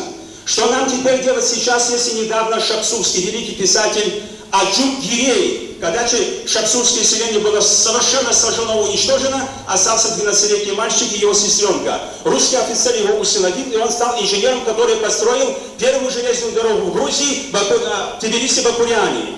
А его внук Лохвицкий, с его названием, когда недавно он умер, после того, как вот такую же постановку своего произведения «Громовый гул», несчастье убыхов, несчастье адыгов, которые изгонялись из родной земли, когда он посмотрел эту постановку, свое произведение в Нальчике, и ему 3 дня стоя кабардинцы устроили овацию, 4 дня он прожил после этого и от радости скончался. И грузины, за исключением Грибоедова, в своем национальном пантеоне поместили этого черкесского только второго писателя. Что нам делать, когда это братство грузин, у нас в Нальчике проживает 18 тысяч грузин. Я могу перечислить эти примеры, товарищи. Здесь на Дарье Автандил, которые выступили, мы не можем за счет других народов требовать свои права. Мы требуем автономии Ингушетии, но мы не можем допустить уничтожения автономии Абхазии. Не можем, товарищи, этого делать.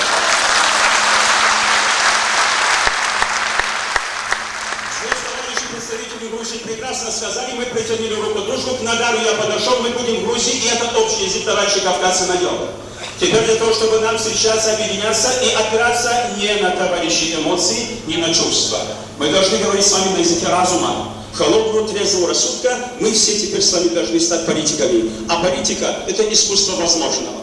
Поэтому мы, представители 7 народов, адыгейцы, абхазы, абазины, черкесы, кабардинцы, ингуши и чеченцы собрались в Сухуми и создали в течение 2 дней, мы создали Кавказскую ассамблею. Мы парафировали эти документы, устав, обращение к грузинскому абхазскому народу, Верховному Совету приняли резолюции. Притом мы договорились, что мы создаем там координационный совет. Меня обязали, я принял, хотя не моих личных интересов это было, ибо интересы народа превыше всего. И председателем совета старейшин сделали представителя 4 общественных организаций, которые принимали участие, который Бахратин, он здесь присутствует. Теперь мы в наш коалиционный совет попросили, чтобы были включены представители, 3 представителя и по 1 заместителю. Чечня это сделала, мы просили, документы дали вашим представителям товарищу Бекову Мустафа, товарищу Котикову Беслану и товарищу Батырову Султану. Они очень осторожно, с учетом ваших интересов, себя вели, но нам казалось, что в своем выступлении Мустафа, наш друг, мог сказать, что вот такое предложение было, и нам этот вопрос надо обсудить, может быть, это потом будет сделано. Поэтому в Совет старейшин и в Координационный совет, если Ингушетия включает своих представителей, вы становитесь полноправными членами Кавказской ассамблеи. Но, товарищи, если в Ингушетии будет другое настроение, Кавказский Сейм будет создан, мы полностью согласны сотрудничать и с этим Сеймом. Но в Нальчике создан еще фонд развития культуры малочисленных народов. Он зарегистрирован в Организации Объединенных Наций. У него уже марки доллара и иностранная валюта поступает. И когда в Москве высокие инстанции сказали, почему в Нальчике будет, я заканчиваю. Три регламента вы получили.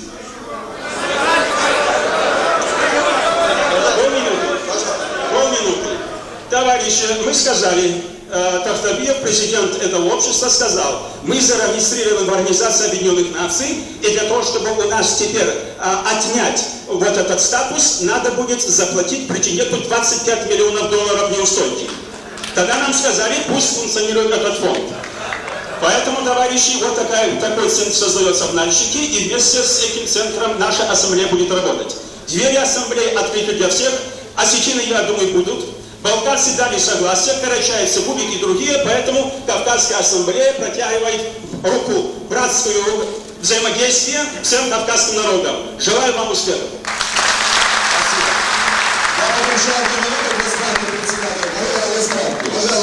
Пожалуйста.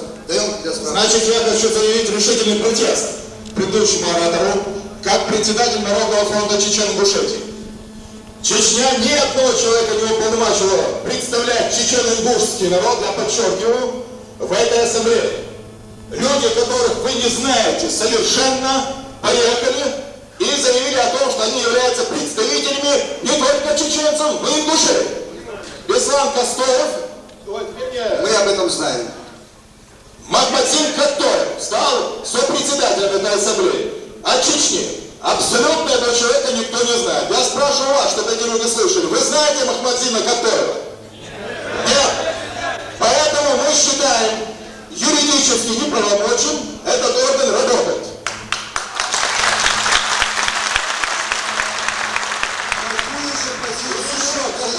Ингушская делегация на Сухумском съезде. Мы за братство народов, и подошедший академик Натадзе просил сказать, что никогда не ставился вопрос об упразднении Абхазской автономной республики. Это была провокация, товарищ. Это провокация. И сегодня в нашем съезде тоже. Товарищи, не будем поддаваться провокации. Спасибо. Наш съезд 15-минутный.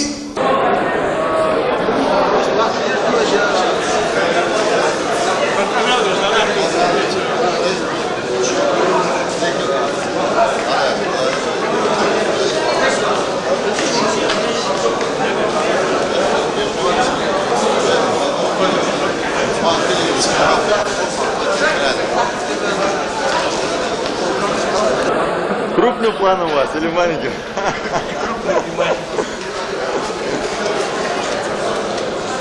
Шейхамел девочка, чего вы так стоите?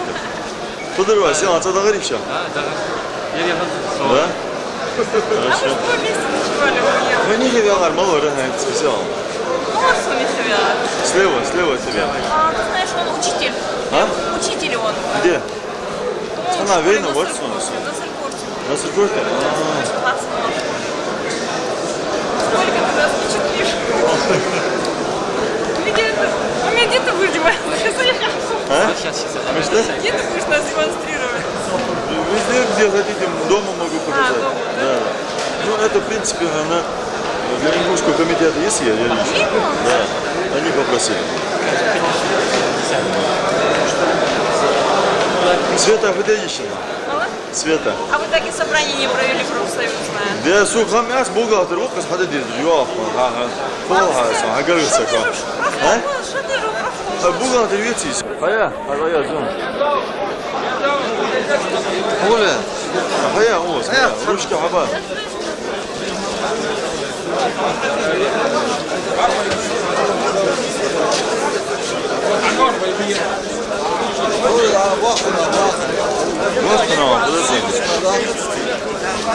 Вахтина, вот его.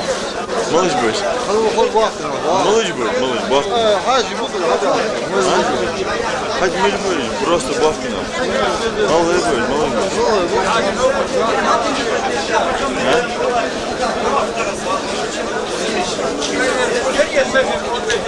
Ну, вас. Чушь лови.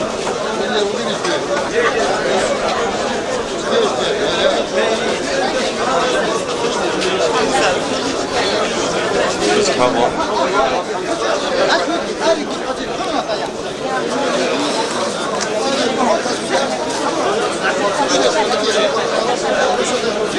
правильно, хотят консулос. Он депутат. А вот, конечно, Махмад.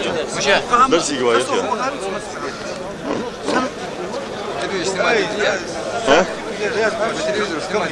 Вали, а вот.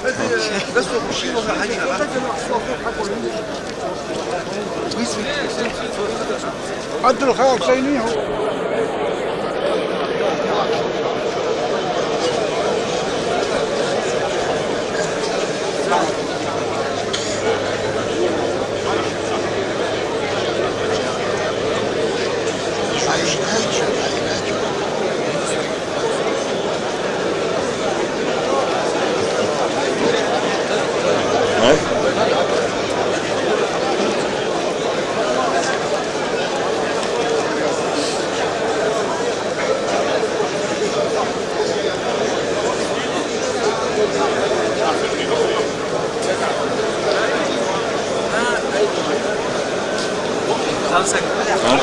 الله خبار حتى وقف حي خوض لي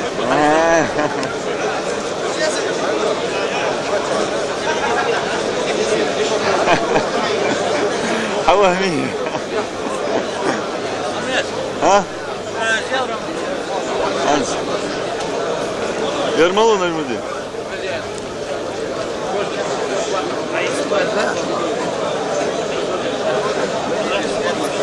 اي دو Ну, да, там.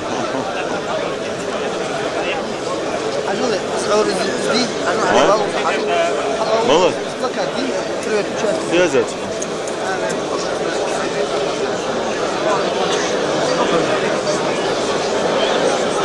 Олег Гуач, сами юзгула фанны бирсин амали. Ишли ая.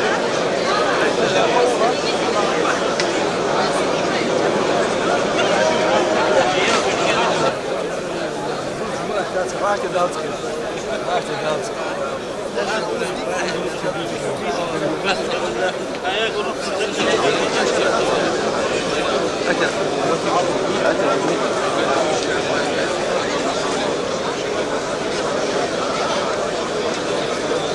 Hamza. Позбию. Да, ладно, выдай его. Ноги. Нормально все.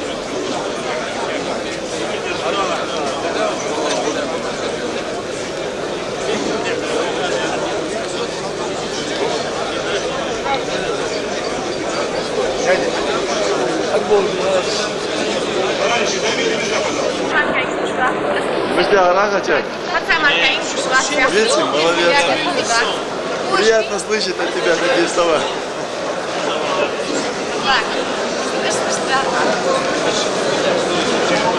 А я очень гуру. Ерма, могу качать.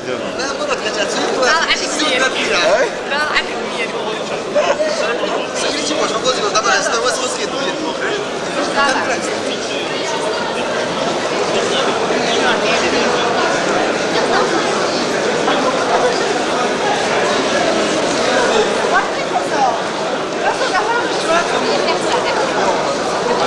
А мало.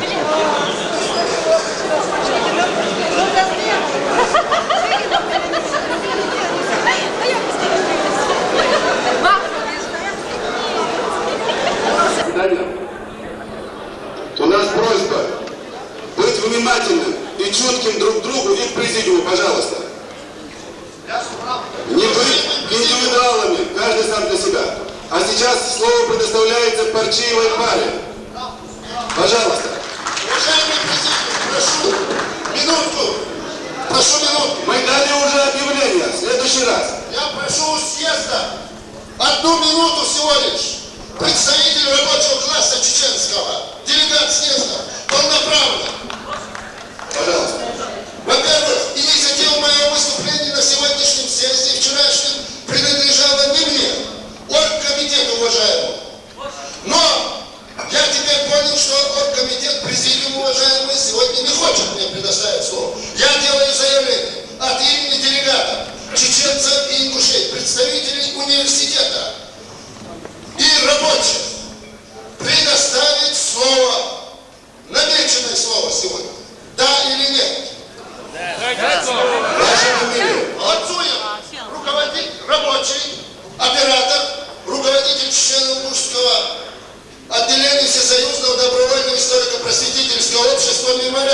организация, которая против сталинизма борется. Есть предложение дать слово отцу. Одну минуту, прошу. Представляюсь. Ужахов Ахмед Магомедович, доцент нефтяного института. 35 лет в стенах этого института, во-первых. Мне непонятно следующее. Я только что подошел к президиуму по вопросу выступления. Я давал заявку 4 сутки тому назад в списке выступающих. Отпечатано на 8 минут. Товарищ Ужахов, в рабочем порядке подойдите к президиуму, будем решать ваш Вопрос. Мне непонятно поведение сидящих за этим столом. Следующий вопрос. В связи с этим я выявил следующее. Поэтому задаю этот вопрос. Один из товарищей мне сказал, нужно согласовать свое выступление с обкомом партии. Это первое. Во-вторых, мне непонятно, на каком основании дирижирует от имени обкома партии, сидящий здесь Пеков, этим залом, во всяком случае, делать такие попытки и жестами, и смешком, или другими подобными приемами. Третье. На каком основании вы лишаете полномочных делегатов, точно таких же имеющих полномочия, как и сидящие за этим столом, хотя бы в порядке информации 2-3 минут выступлений? Прошу ответить. Значит, начнем с первого вопроса. Кто вам конкретно сказал, что надо согласовать с обкомом? Этот вопрос задал основным товарищем. Не надо. Товарищ, который жалуется в обком. Идиот!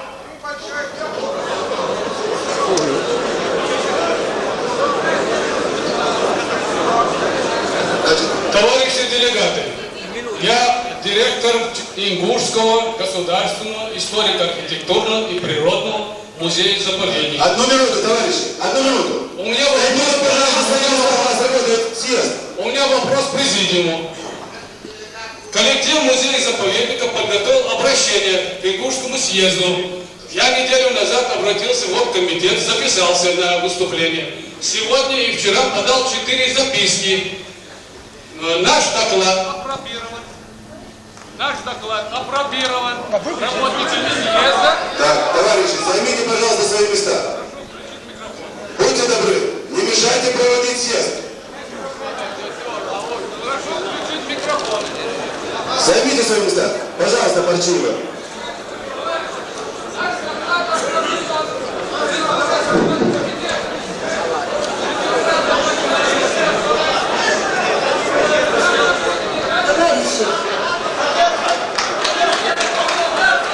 Все, просим занять свои места. Не мешайте работать. Товарищи,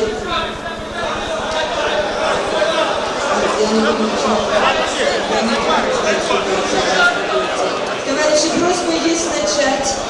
Разрешите мне начать, потому что у меня не выступление, это я говорю для регламента, а доклад по кадровой политике члена Ингушской республики. Прежде чем начать свой доклад, я хочу попросить извинения у предшествующего оратора за тот инцидент, который имел место на этой трибуне.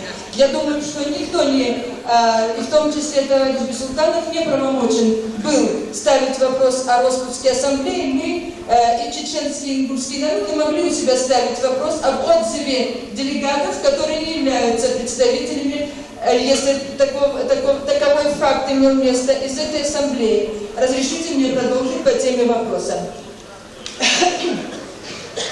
У знаменитого поэта Франции Шарля Бадлера есть знаменитый сборник стихов, называется он «Цветы зла» на русском языке. И мне кажется, что перевод его не точный, потому что во французском языке первое слово действительно «цветы», а второй компонент этого перевода переводится «боль» и «зло». Цветы не могут быть порождением зла. Боль приносит зло и страдания, и уже боль и страдания, причиненные злом, вызывают у всех людей Земли, которые сопротивляются и зовутся борцами за справедливость, желание противостоять разрешите мне от имени всех людей Земли, у которых зло порождает боль, считать наш съезд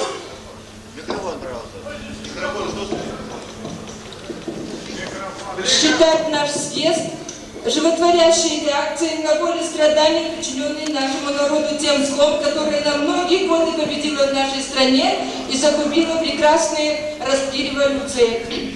Цветы, символ хрупкой красоты и стимул к созиданию не могут быть творением зла, но добра, прошедшим через боль и страдания.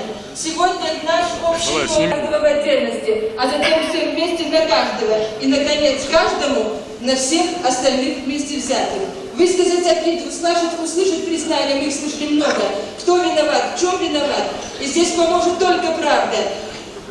Вся правда, какой бы горькой она ни была. Доброжелательность признак величия, говорят французы. Идет ли речь о личности или о народе? Наш народ, один из членов этой семьи, обиженный и несправедливо. Но что бы ни случилось с нашим народом, мы знаем, он будет решать все с позиции доброжелательности. И мое сегодняшнее желание с этой позиции сказать всю правду о кадровой политике в члене Ингушетии. Весь комплекс сложных вопросов, которые предстоит решать в период перестройки, в решительной мере связан с тем, как работают кадры, как проводится кадровая политика. Я не буду теоретически обосновывать много, но скажу вам коротко план доклада. Мне хочется показать, на каких основных моментах негативных в кадровой политике сделан акцент в документах партии, показать, как эти моменты реализовались у нас и предложить конструктивные решения, какие я сумела сделать по этому вопросу. Во всех документах по кадровым вопросам в период перестройки, особенно перед подготовкой пленума по национальному вопросу, я цитирую Горбачева, отмечается как важный фактор, что необходимо позаботиться о представительстве выборных органов всех уровней в партийном аппарате национальных кадров. То же самое следует сказать в отношении государственных, хозяйственных органов и общественных организаций. На протяжении многих лет должного внимания этому не уделялось. Здесь допущены большие перекосы, и это наносит ущерб делу, вызывает справедливые и критические замечания со стороны трудящихся разных национальностей. Это Михаил Сергеевич Горбачев. В своем актуальном интервью повторяет Власов Александр Владимирович основные положения и тоже отмечает, что еще робко выдвигаются на руководящие должности представители коренной национальности. Вот здесь как раз и начинается, товарищи, это правда, но правда, сказанная слишком мягко. Далее, Александр Владимирович указывает тот факт, что причина такого недвижения или робкого представления национальных кадров во всех звеньях управления нужно считать следующий факт. В том, что на местах традиционно отставала подготовка квалифицированных национальных кадров. Это, товарищи, далеко не правда и не основная правда. Вот здесь мне хочется высказать основную правду. Основная правда в том, что во все времена, в течение 70 лет, национальные кадры блокировались под всякими благовидными и неблаговидными предлогами. Так как у меня уже немало примеров предложений находится очень много, я приведу только самые свежие. В республике, насколько мне известно, сейчас всего 3 выпускника Академии народного хозяйства Союза СССР. Товарищи Зубков, Паров, Исламов. Товарищи Паров и Исламов закончили школу министерств с отличием, находясь в первой десятке среди сотни выпускников со всего Союза. И что же? Зубков сегодня министр торговли, а товарищ Паров не занимает должность намного ниже той, которую они занимали до Академии. Товарищ Исламов был директором, был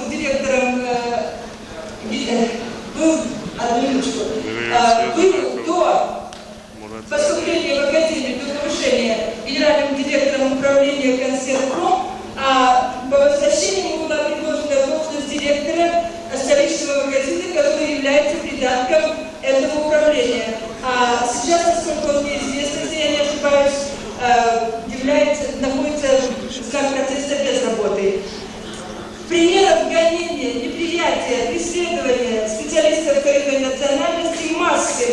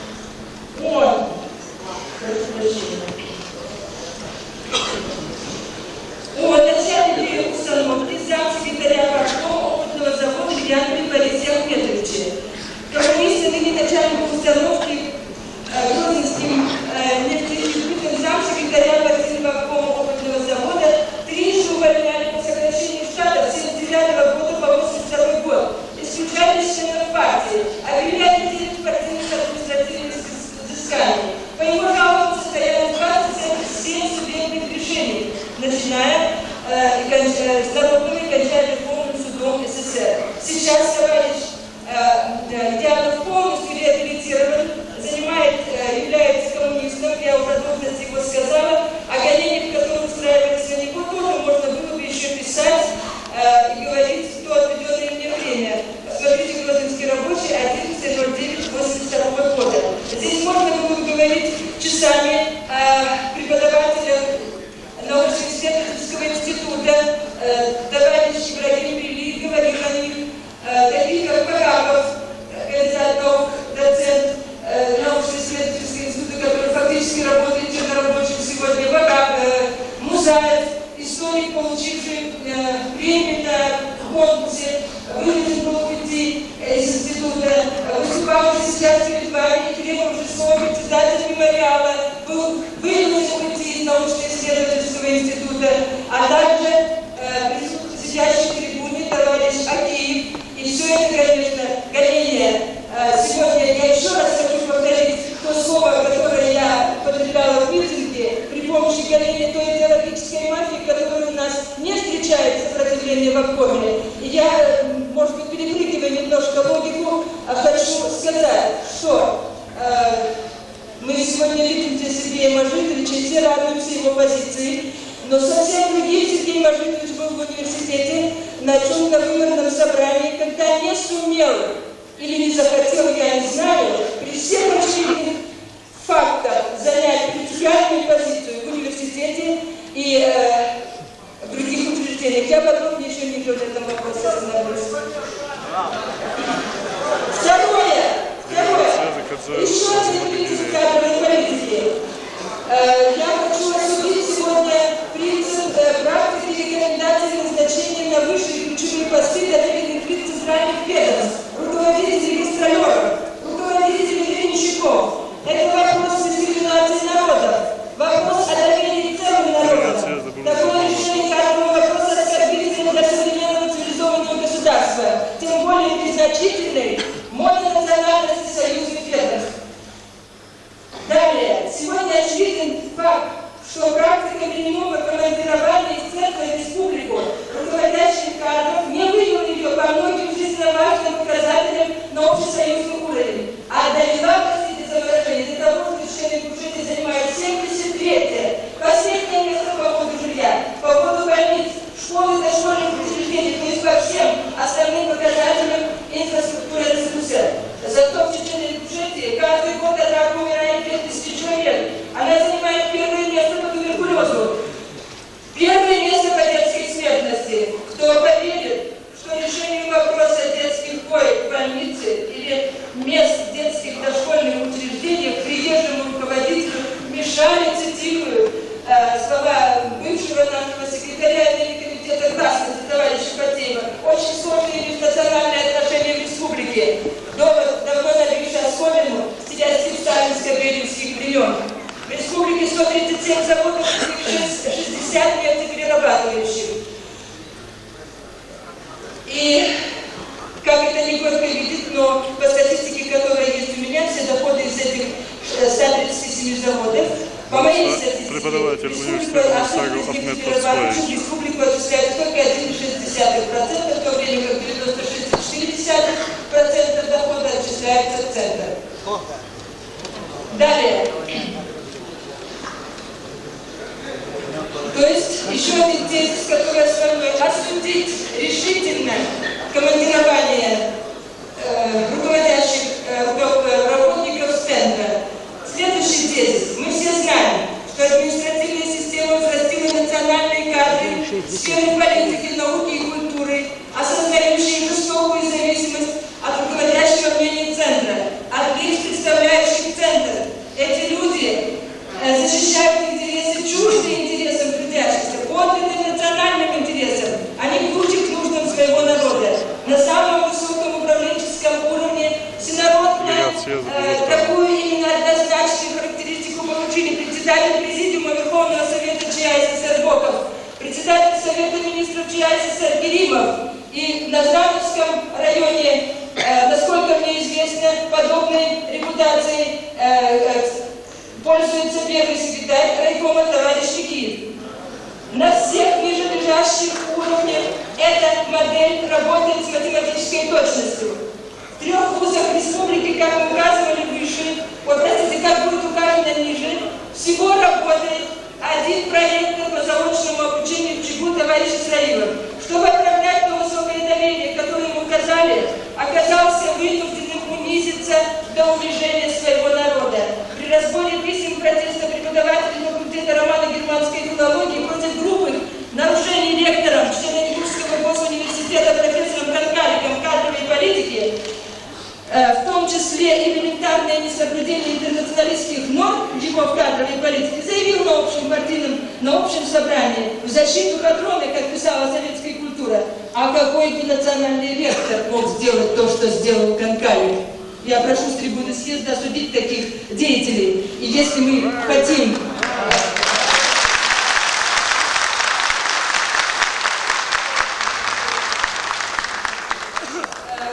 такую же позицию занял в этом вопросе, подписал преступную справку о том, что второй секретарь заводского райкома партии товарищ Закаев. Он подписал заведомо ложную справку, что преподаватели, борющиеся за справедливость, дескать, исходят в своей борьбе из националистических позиций, в то время как интернациональный коллектив того факультета, который поднимал этот вопрос, в основном представлены только на 10% национальными кадрами, а на 90% это были другие национальности.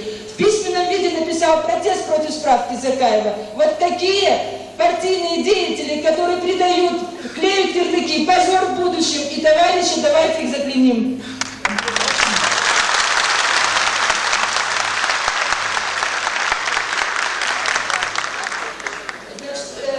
Я долго не буду останавливаться. Вопрос о возрождении национальной интеллигенции стоит очень остро. Следующий пункт, на котором я хочу остановиться подробнее. Нельзя не сказать во весь голос о сложившейся вопреки Конституции в течение всех предшествующих лет системе национальной субординации, которая привела к тому, что вопросы подготовки ингушских национальных кадров, использования имеющихся кадров утвердились как третьестепенные. Исторически несправедливым представляется то, что вопросы развития ингушской культуры и вообще удовлетворения национальных интересов ингушской части населения ЧА-СССР, и тем более Северо-Осетинской АССР, при сложившейся административной системе и территориальном делении обречены еще на долго оставаться третьестепенными, если мы не добьемся автономии. Не впадаясь в чувство, обосновывая автономию, я хочу это обосновать цифрами в кадровой политике. Эта система привела к национальной иерархии, которая закрепляет за ингушами в должностных рангах республики, независимо от многих личных и деловых качеств, последние места. Русские, чеченцы, другие национальности, а потом уже ингуши. Цифрам принято верить, но в те, которые я приведу, трудно и больно верить. Из 19 городских и районных комитетов партии на сегодня один ингуш первый секретарь. И тот печально известный Микиев.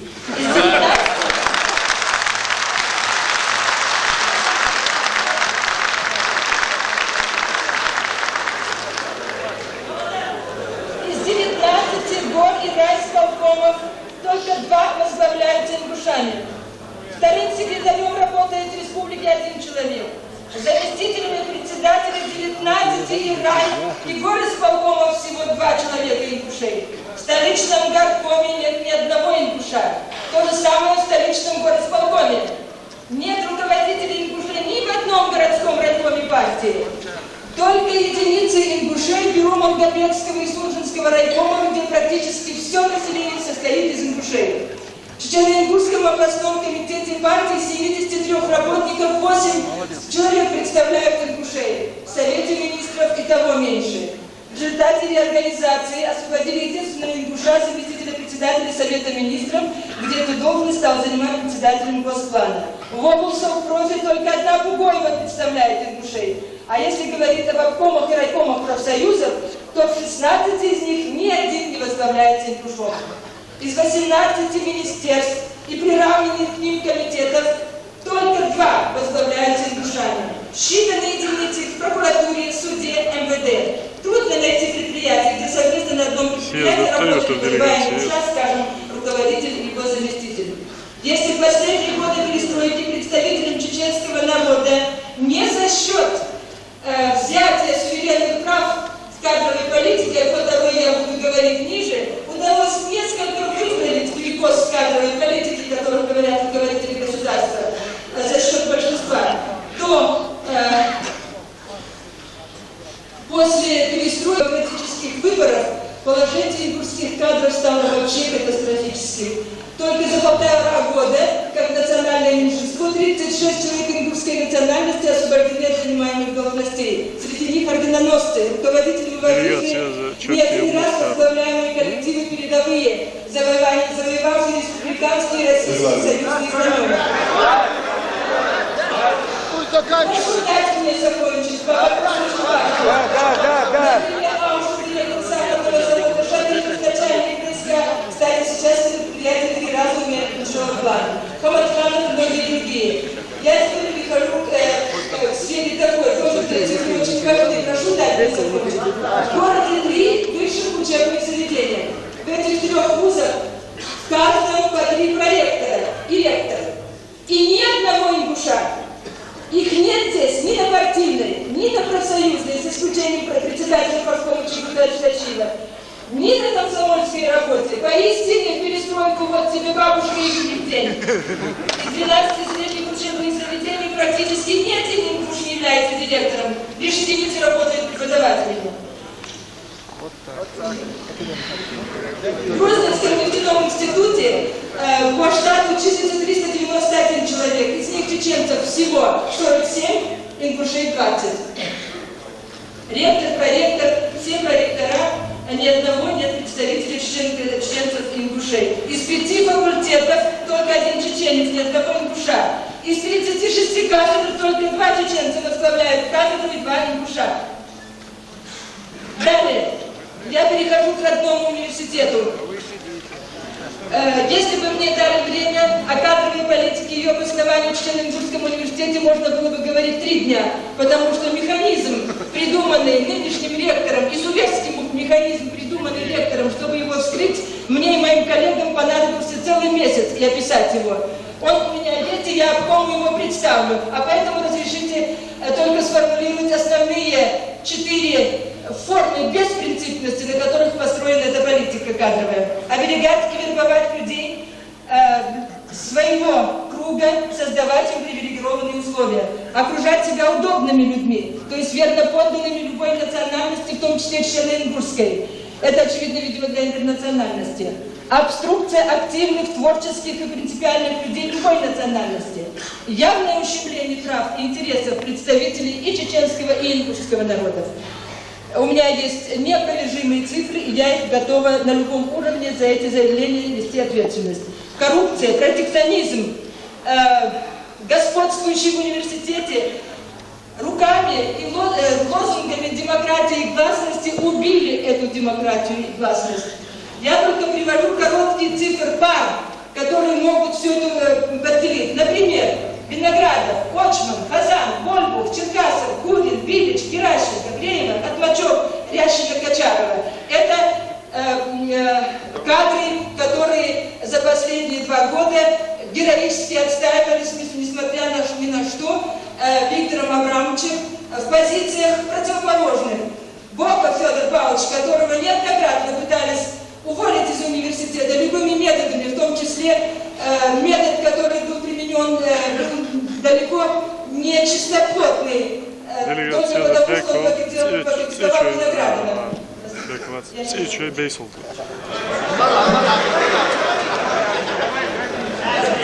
Далее, Очман, Хазан, с одной стороны, Туркаев, профессор, с другой стороны.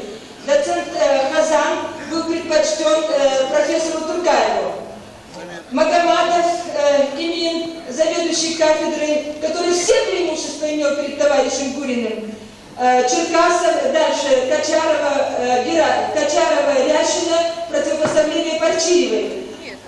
Дальше Билич университет прекрасно мог обойтись в этой специальности, по крайней мере, в которой он объявлен, в университете есть свой профессор. И сейчас все скажу. Дальше. Греева, Отмачев и другие товарищи. А на правой стороне находятся такие, как Бугаев, Гардемиров. Особенно мне хочется остановиться на позиции Гардемирова и общей тенденции в университете. Виктор Абрамович использует все, чтобы дискриминировать национальные кадры. И механизм конкурса, и квартирный вопрос, и даже аппарат распределения машин, и даже не щадя инвалидов. У нас недавно на общем университетском собрании было объявлено на вопрос, почему негласно распределяете автомашину, что машина дана инвалиду Насаеву. Когда Насаев пошел получать квартиру, машина оказалась выделена шоферу ректора. Притом при незаконной выдаче машины ректору, шофера ректора, отослались в отпуск председатель правкома Тачиев и документ Геращенко во имя того, чтобы не подставлять слишком скомпрометировавшего себя секретаря. Далее. Преступно решаются вопросы квартирные. Только приведу документально существующие подтверждения. 2 года тому назад за участие протеста против кадровой политики Конкалика Крючкова Лидия Петровна, преподаватель кафедры Романа Фимарской, была лишена квартиры, хотя в университете работает 20 лет, и в квартирной очереди стояла первая. Пришлось нам писать Горбачеву, отстаивать на всех уровнях, и квартиру мы все-таки добились. Виктору Абрамовичу порицание вынесли, сложили тайком под сукно указания облсовпроф, хотя все преступления, чтобы отослать Горбачеву, были названы четко. Но из негласно спрятанного наказания Виктор Абрамович выводов не сделал. В этом году имеет преступное распределение квартир 5 приезжим профессорам,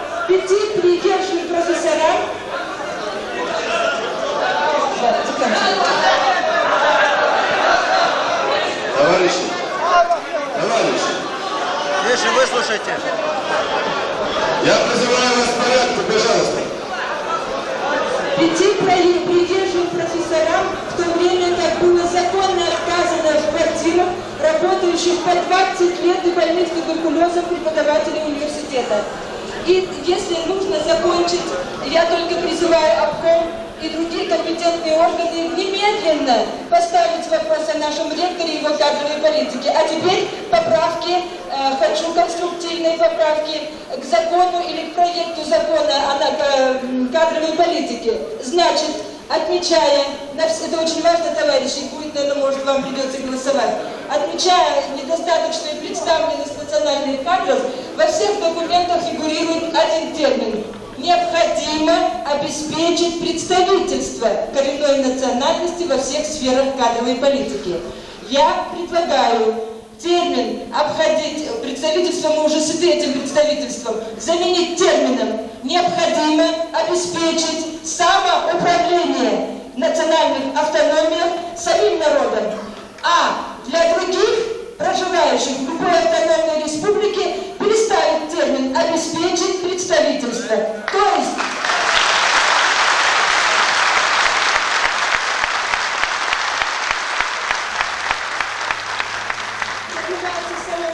самоопределение, а там представительство. Я думаю, что обосновывать у меня здесь есть глубокое обоснование, но у меня нет времени. Дальше. И последний вопрос, который я все-таки хочу уже сказать, как выражаю свою личную, по поводу тоже закона о государственных границах и о перепахивании границ. В моем докладе получалось так, что по цифрам русский народ находится в привилегированном положении. Разрешите мне высказать нет и нет. Сталинский план автономизации предусмотрел обезличку всех людей Советского Союза и в первую очередь России. Голые российские деревни нам укором смотрят сейчас на нас. И я думаю, что мы это прекрасно понимаем. Поэтому... Сейчас. Да, закон о государственных границах. Поэтому я хочу предложить формулировку закона о государственных границах. Если мы сделали советскую власть, границы считать теми, которые установлены советской властью, в период советской власти, а перепаханные Сталиным границы, какие бы они ни были, как бы тяжело это ни ни было сегодня осознавать, исправлять, нужно их не перепахать, а поставить на прежние места ленинские, советские нормы. Убедительным примером, по-моему, смысл логики является решение государственных границ и на международном масштабе. Даже Аляску нам не удалось свою родную заполучить только потому, что ее в аренду отдало царское правительство, и мы отказались от долгов иностранным капиталистам. Поэтому границы в пределах после советской власти незыблемо должны быть восстановлены и не считать перепахиванием восстановления этих границ. Спасибо за внимание.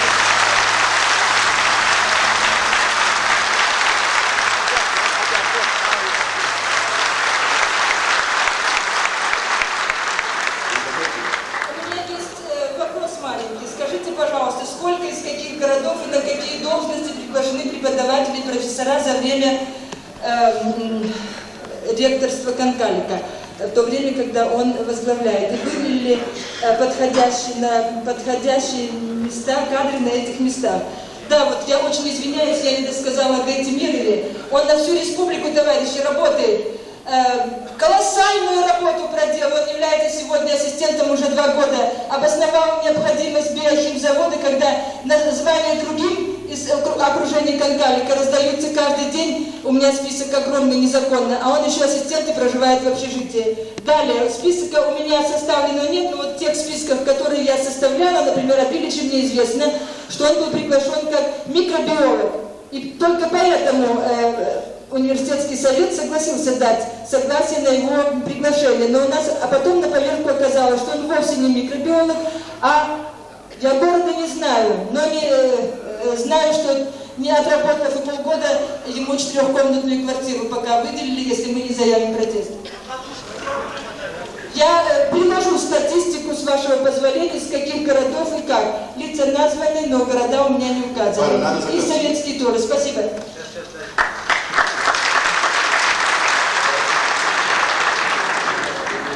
Слово предоставляется Богатыреву, кандидату экономических наук.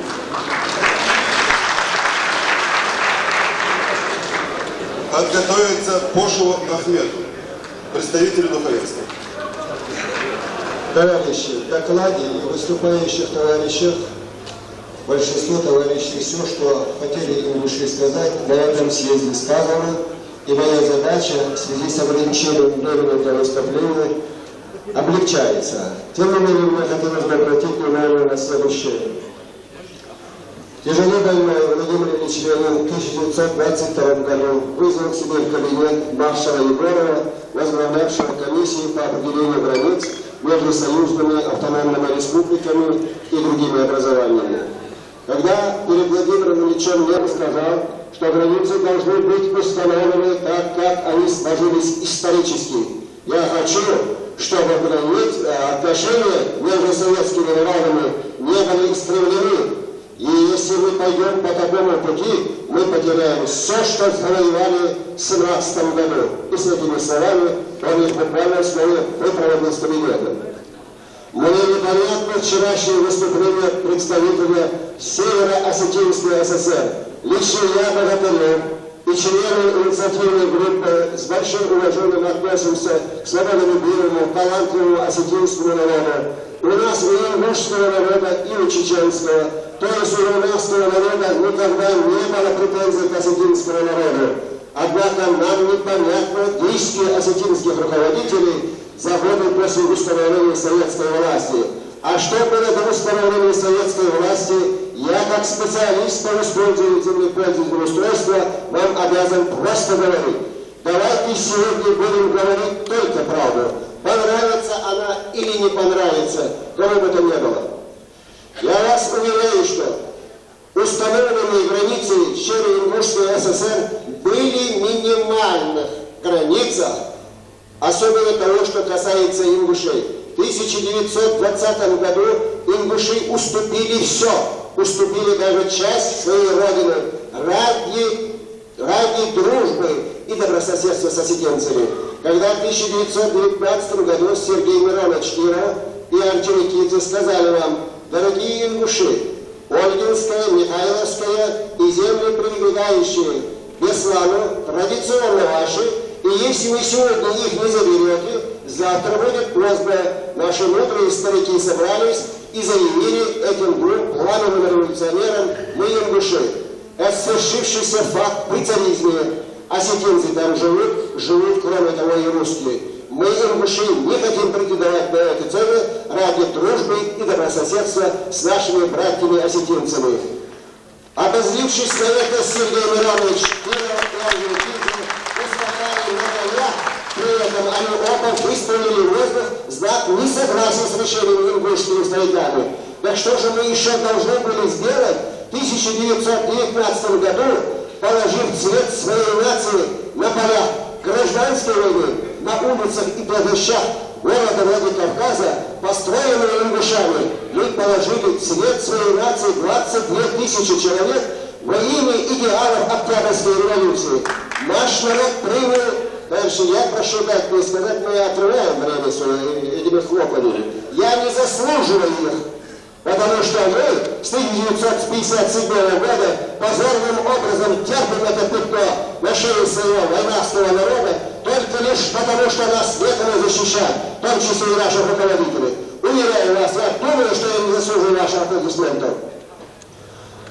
Так вот, мы говорим, что в 1919 году мы уступили все ради этой дружбы и добрососедства с соседним осетинским народом. Но то, что произошло после этого, не поддается никакому, слушайте, описанию и разговору. Товарищ Костой в своем докладе сказал, что Сталин еще в 1925 году занес руку на Ингушетию. Нет, товарищ Костой. Товарищ Сталин занес руку на Ингушетию в 1922 году в городе Орджоникидзе, когда он сказал, что город Орджоникидзе, то есть Владикавказ, мы ингушам не отдадим. Тот Сталин, который практически не внес никакой роли в Великой Октябрьской социалистической революции, еще в 1922 году, воспользовавшись болезнью великого Ленина, начал распоряжаться судьбами советских народов. И мне прискорбно сегодня видеть, что из его окружения ни один человек не нашелся, набрав мужества всадить пулю в лоб этому негодяю. И мы бы не испытали то, что испытали после этого. Десятки миллионов и сотни не были бы репрессированы, если в окружении Сталина оказался бы хотя один мужчина.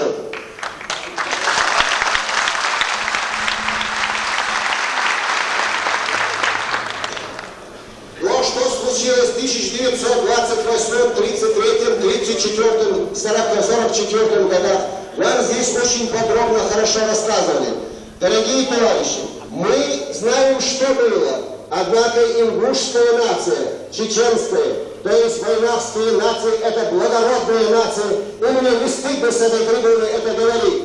Бывают моменты, когда представители той или другой нации вынуждены бывают о себе говорить так, как они есть на самом деле. Это делает великая русская нация, это делают великие англосаксы, германские и японские нации. Если я с этой трибуны сегодня говорю, что войнавская нация – это самая гостеприимная и благородная, то я не клянусь своей душою, и присутствующие в зале гости наши из числа других национальностей знают, что я не говорю что я говорю действительную правду.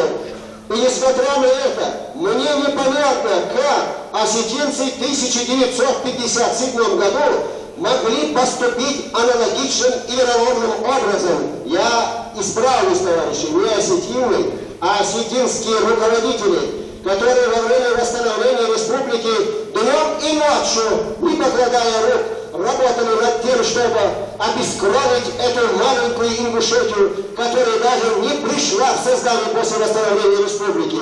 В 1957 году тогдашний президент Российской Федерации запросил телеграммой, в составе каких республик желательно восстановить Чечено-Ингушскую автономную советскую и социалистическую республику. Дорогие товарищи, бывший тогда первый заместитель председателя Совета министра товарища Гайрбекова Слюсарев живой человек. Он живет в городе Москве, и если я сегодня обманываю, завтра я вам дам его телефон и можете с ним поговорить.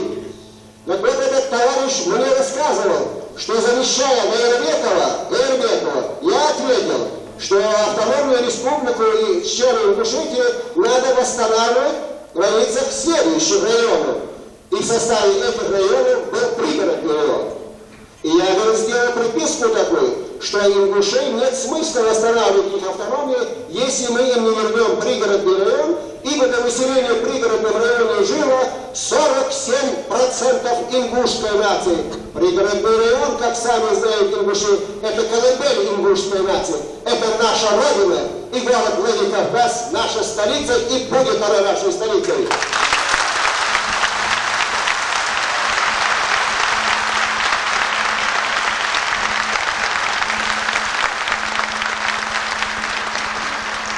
Дорогие ингуши и дорогие наши братья и сестры из других национальностей, так вот, когда эта телеграмма поступила Президиуму Верховного Совета Российской Федерации, через час последовала вторая телеграмма сюда за подписью председателя Совета Министров Северо-Осетинской ССР, которым он слезно умолял Муслима Гаирбековича, ингуши пока могут обойтись без пригородного района.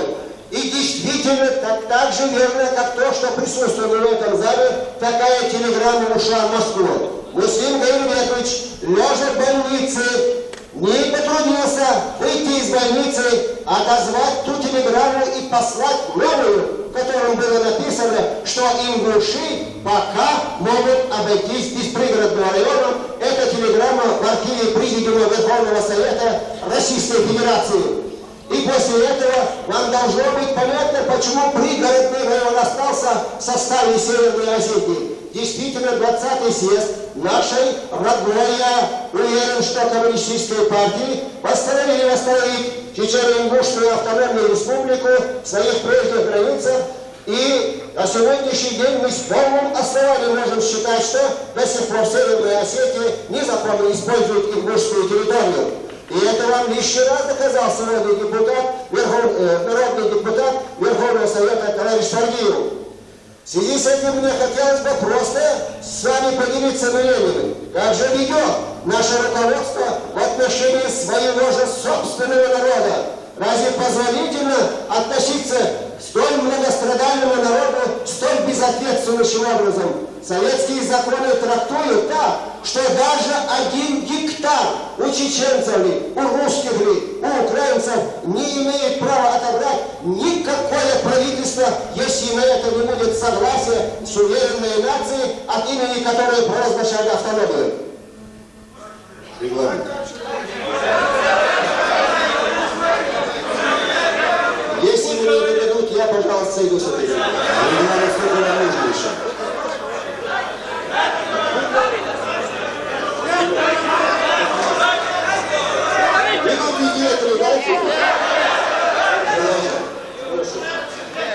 Хорошо. Так что у нас с вами, ингушей, присутствующих в этом зале, не может быть никакого сомнения в том, что ингушская нация не собирается поступать со своим собственным суверенитетом. И если бы мы сегодня была бы суверенная нация в соответствии с Конституцией СССР, то разве бы нам приходилось бы сегодня присутствовать здесь и слезно умолять: верните нам наши земли? Мы не должны были просить ни у кого. Суверенитет это означает, что над нациями нельзя издеваться, что они суверенны, они сами решают свои внутренние проблемы, отдавать или не отдавать эти земли. И вы знаете, если бы действительно и в Москве, будем говорить прямо, придерживались ленинской национальной политики, этот вопрос сегодня бы не стоял. В Москве в 1957 году должны были тому же Муслиму Гаирбековичу сказать, может быть, он какими-то соображениями руководствовал, что он считал, что осетинцы все-таки вернут пригородный район в скором будущем. Сегодня бы мы здесь бы не стояли. Там тоже должны были бы сказать, народу надо вернуть то, что было у этого народа. В связи с этим я бы хотел вам вот что сказать. Многие интересуются, как, сколько, каких земель отведено. Товарищи, должен вам сказать прямо, сегодня в мире на земном шаре нет таких искривленных границ, как между Северной Осетией и Ингушетией. Оно не поддается никакому человеческому осмыслению. Если мы возьмем из Дарьянского ущелья вплоть до города Молдобека, оно, вы знаете, просто разумным таким словами ее невозможно объяснить. Неужели вы можете поверить, что границы Северо-Осетинской ССР проходит по центру Старого Молдавека. Она проходит через задворки Назрановского района. И прежде чем нам попасть в свои земли, попасть тем же кабардинцам, мы несколько раз должны пересекать территорию Северной Осетии. Чтобы попасть на горные районы Ингушетии, мы должны 5 раз перечесть Северную Осетию. Неужели никому не ясно всю нелепость этого положения? Неужели руководство членов Ингушетии было трудно с 1957 года установленным законным образом, со всеми обоснованиями, поехать в Политбюро, поехать в союзное правительство и сказать, что земли надо вернуть? И я больше чем уверен, что они должны были, они были бы давно возвращены, и мы сегодня не сидели бы на этом месте. Если мы вас, дорогие руководители Чечен и Ингушетии, выбираем, выдвигаем, кормим, обучаем и держим на этих местах, так будьте любезны, беспокойтесь и о нас. Ибо тогда вы не имеете морального права называться нашими руководителями. Но я полагаю, что в этом плане в последнее время есть определенные, как говорят, и положительные сдвиги. Будем надеяться, процесс, начатый в последнее время, будет продолжен, и наше руководство проникнется сознанием того, что действительно надо сначала думать о собственной автономии, о собственном народе, о собственном доме, о собственной семье, потом уже о другом. Ибо любой хороший отец или мать думает прежде всего о порядке в своем родном очаге, а потом он думает уже о соседе. Я вам скажу, что дело обстоит не только в Ингушетии так.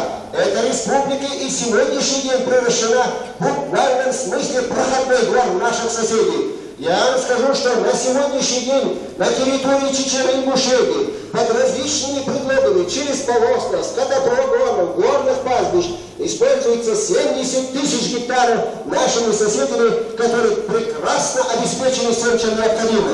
И это результат того, что наше руководство просто не выполняет свои функциональные обязанности.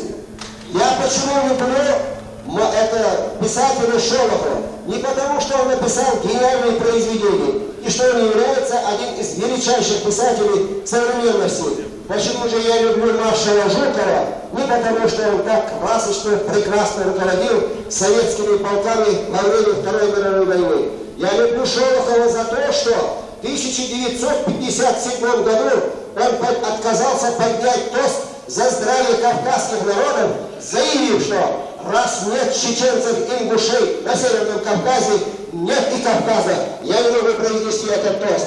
А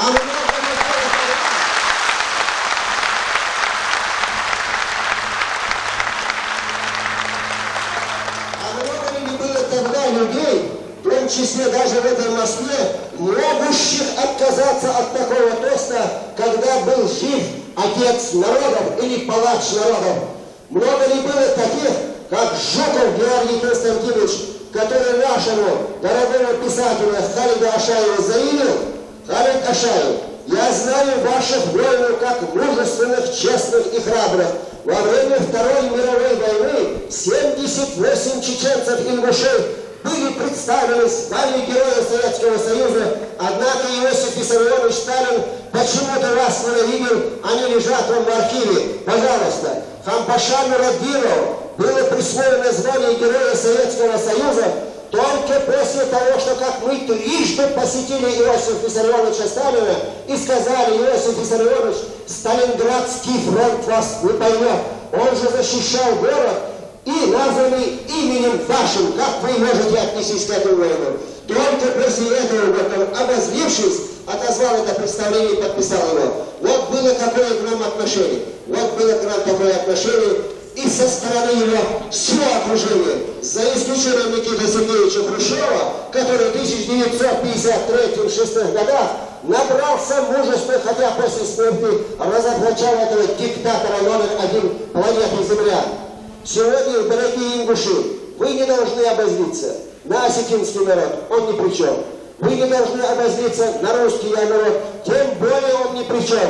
Вы должны быть благодарны до конца жизни своей нашим братьям-чеченцам, которые трудную для себя минуту приютили нас здесь и обеспечили Потому как они это могут, а вы знали, не все зависело от них.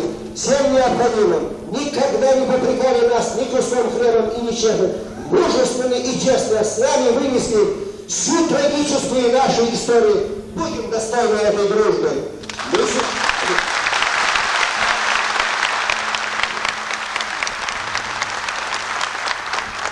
Было много пророков, заявляющих о том, что чеченцы — это наши естественные союзники среди националистов Северной Осетии. Так, дорогие руководители Северной Осетии, мы, чеченцы и ингуши, верны духу Октябрьской революции. Мы никогда от идеалов советской власти и принципов не откажемся. Мы целиком и полностью поддерживаем перестройку и основатели этой перестройки Михаила Сергеевича Горбачева.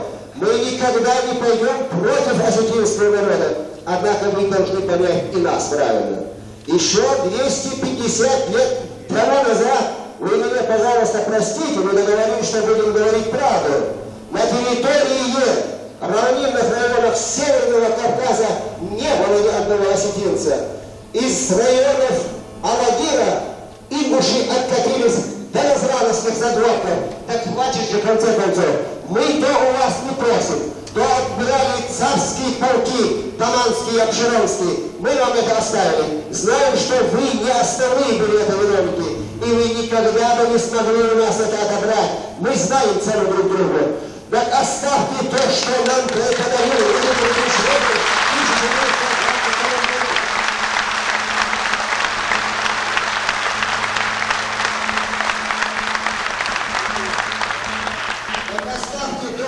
Подарил Владимир Ильич Ленин в 1922 году.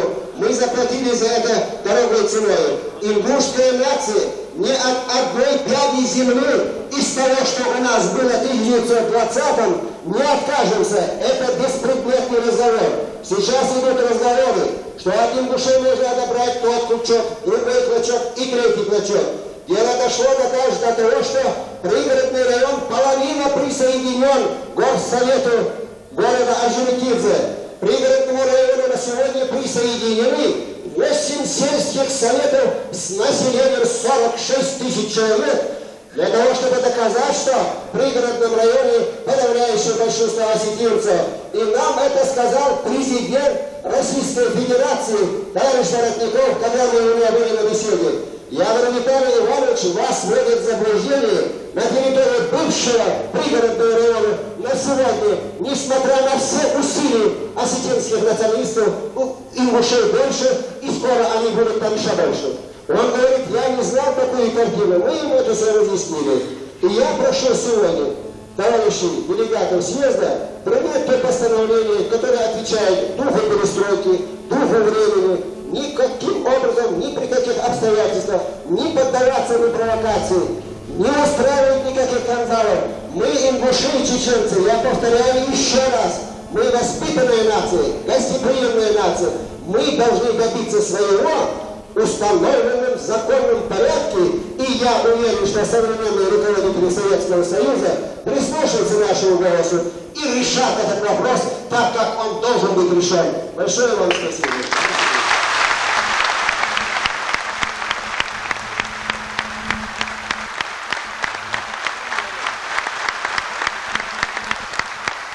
Молодец, хорошо он выступил.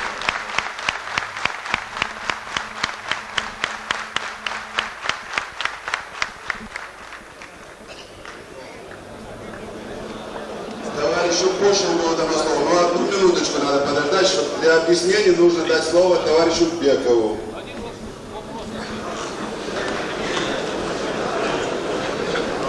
Товарищи, мне здесь задали вопрос. Значит, где вы мыслите будущую столицу республики, значит, при ее восстановлении? Я, видимо, меня не поняли, или тот, кто этот вопрос задал, здесь не присутствовал, когда я выступал. Я однозначно считаю, что столицей Ингушской автономной республики должен быть город Орджоникидзе.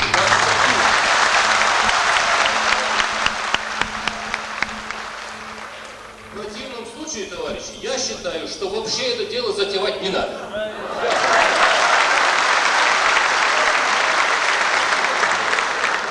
Товарищ Пошин, пожалуйста, слово вам. подготовиться товарищу Обышеву Надежде. Майская, да. Делегация. Товарищи, в связи с тем, что вчера выступающий Шахид Хаджи от имени духовенства говорил на нашем родном языке, ради того, чтобы все присутствующие здесь на съезде гости поняли смысл того, что я буду излагать, я, с вашего позволения, буду говорить на русском языке. Ассаламу алейкум ва рахматуллахи та'ала ва баракатуху. Мир вам, милость Аллаха и Его благословение. Глубоко чтимые члены почетного президиума съезда, уважаемые делегаты, уважаемые гости, позвольте мне от имени духовенства сердечно приветствовать вас, представители различных религий из многих республик нашей страны и неверующих, и выразить чувство глубокой признательности за участие на втором съезде ингушского народа. И я убежден, что успех работы нашего съезда во многом будет определяться тем, насколько мы, несмотря на различия наших религий и народностей, будем реально воспринимать мысли друг от друга и находить общие решения. Сегодня весь мир видит начавшийся процесс революционного преобразования нашего многонационального общества и то, как рушатся созданные прошлым запреты на гласность и как открываются все новые тайны, о которых запрещалось говорить и писать. На февральском 1988 года пленуме ЦК КПСС было подчеркнуто: надо ярко показать, как жили, как трудились, во что верили миллионы людей, как соединялись победы и неудачи, открытие и ошибки, светлое и трагическое, революционный энтузиазм масс и нарушение социалистической законности, а подчас и преступления. Я не буду в подробностях рассказывать наш скорбный путь выселения с родных мест. В результате выселения было унижено чувство национальной гордости, чувство патриотизма тысячи сынов нашего народа. После выселения была установлена комендатура, которая отразилась на судьбе нашего народа. На многие десятилетия мы отстали в образовании, в культурном, научном и социальном развитии. Несправедливость и ярлык врага народа оставила след на психологии десятки тысяч людей. Но во всем этом, товарищи, мы не хотим обвинить весь осетинский народ, среди которых много хороших, благородных людей.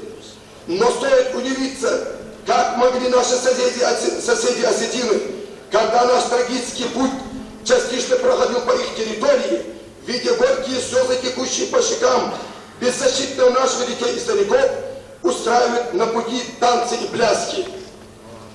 Мы не стремились и сегодня не стремимся строить свое счастье на несчастье других. Мы не требуем отторгнуть и присоединить к Ингушетии ранее не принадлежащих нам земель Северной Осетии или Кабардино-Балкарии, Дагестана или Чечни. Но мы требуем для развития своего языка, культуры и традиций создания автономии ингушей. Товарищи, все наши планы будут плодотворными, когда мы, объединив наши сердца, будем возносить Богу молитву о том, чтобы Он формировал наш дух и руководил им, чтобы Он научил нас побеждать зло добром. В священном Коране сказано: «О люди, мы сотворили вас мужчиной и женщиной, создали племенами и народами, чтобы вы знали друг друга. Ведь самый благородный из вас перед Богом, самый благочестивый». Духовенству, как никогда ранее, надо прилагать усилия на поднятие духовного и культурного уровня советских людей. На это потребуется десятилетия, так как в течение длительного периода духовенство было предано забвению. А духовно воспитать человека – это не так просто, как построить мечеть или церковь. Всевышний Аллах создал племена и народы не для войн и взаимной ненависти, не для того, чтобы предпочесть какой-то народ, нацию или расу перед другим. Он создал множество народов, даровав им языки и разный цвет кожи, чтобы они свидетельствовали о его могуществе и милости. Настоящий мусульманин тот, кто желает людям мир своим языком и своей рукой. При встрече мусульмане приветствуют друг друга «Мир вам!». И каждую молитву они оканчивают словами «Мир вам!». Слово «мир» – одно из имен Аллаха. Но если речь идет о преступлении, о сопротивлении агрессии, гнету, побранию прав и посягательству на личную собственность, то ислам считает такую борьбу законной и справедливой. На это указывают слова Аллаха. Сражайтесь на пути Аллаха с теми, кто сражается с вами, но не переступайте закон. При этом сказано: не убивайте женщину и ребенка, не поджигайте посевы и пальмы, не грабьте и не увечьте. Только мир и дружба могут приносить счастье людям. Даже сегодня читаю прессу, когда прошло 44 года с того рокового утра Хиросимы, мы бываем тронутыми до слез от той жуткой огненной бури, которая оставила за собой сотни тысяч испепленных, смертоносное распространение радиации, которая унесла многие тысячи жизней, запах горящих тел, маленьких девочек, волочивших за собой собственную кожу. До сих пор в городах Хиросимы и Нагасаки от лучевой болезни умирает ежегодно около 3000 человек. В 5 аяте из суры Тахрим в Коране говорится: «О верующие, сохраните себя и своих детей от огня». А в 1 аяте из суры Майда говорится: «Помогайте друг другу ради хороших дел и добра, не поддерживайте людей, стремящихся ко злу и агрессии». Закон Моисея ставит один ряд с убийством даже напрасный гнев на брата своего.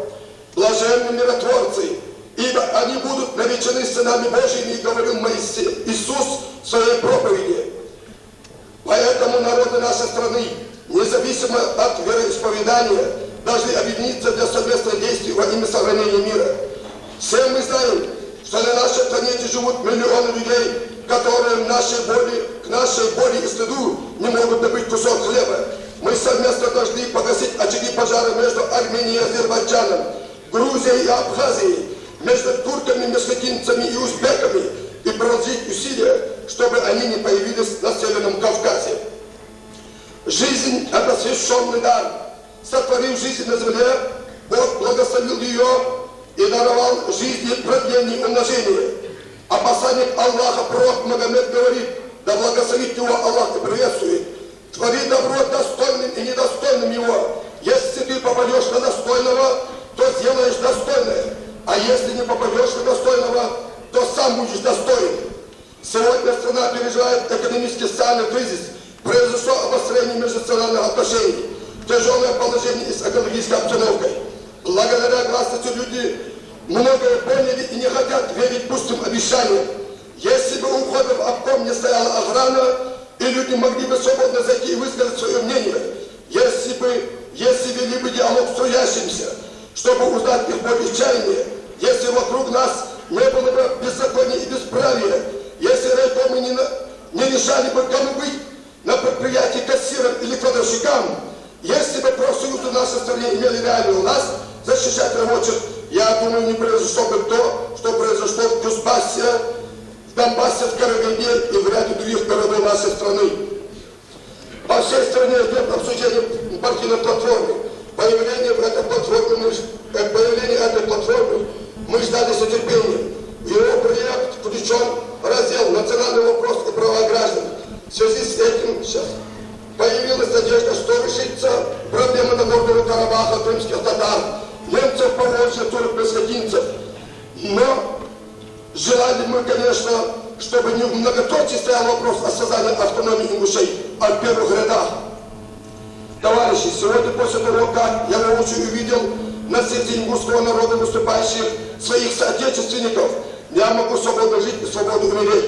Я увидел, что на небосклоне над Ингушетией загораются новые звезды с новыми именами. И если до сих пор у нас среди ингушей шла мольба, что после смерти Зязикова навряд ли найдется человек, который возглавит ингушский народ, то сегодня после выступления наших соотечественников и в частности секретаря обкома Бекова, как высказался в своем выступлении товарищ Хамчиев, мы будем надеяться, что наши материалы действительно способны рождать новых Зязиковых.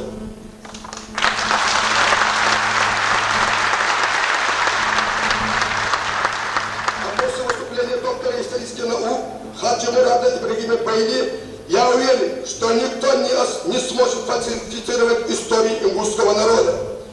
Пусть 15 век мусульманского календаря будет веком мира, дружбы, равенства и справедливости. Мы, верующие ингушского народа, мы не просим, мы умоляем Президиум Верховного Совета СССР, Пленум по национальным вопросам, всех верующих нашей страны и всего мира, а также исламские организации и государственных деятелей мусульманского мира. Мы с этого съезда обращаемся к представителям духовенства всех религий мира поддержать наш многострадальный народ и в требовании за создание Ингушской автономной Советской Социалистической Республики.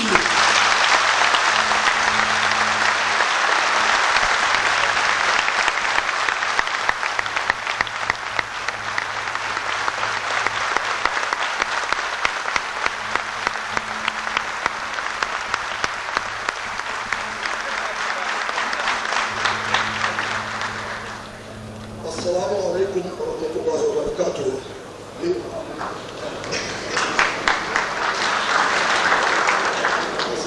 Предоставляется слово делегату съезда Обышевой Надежде.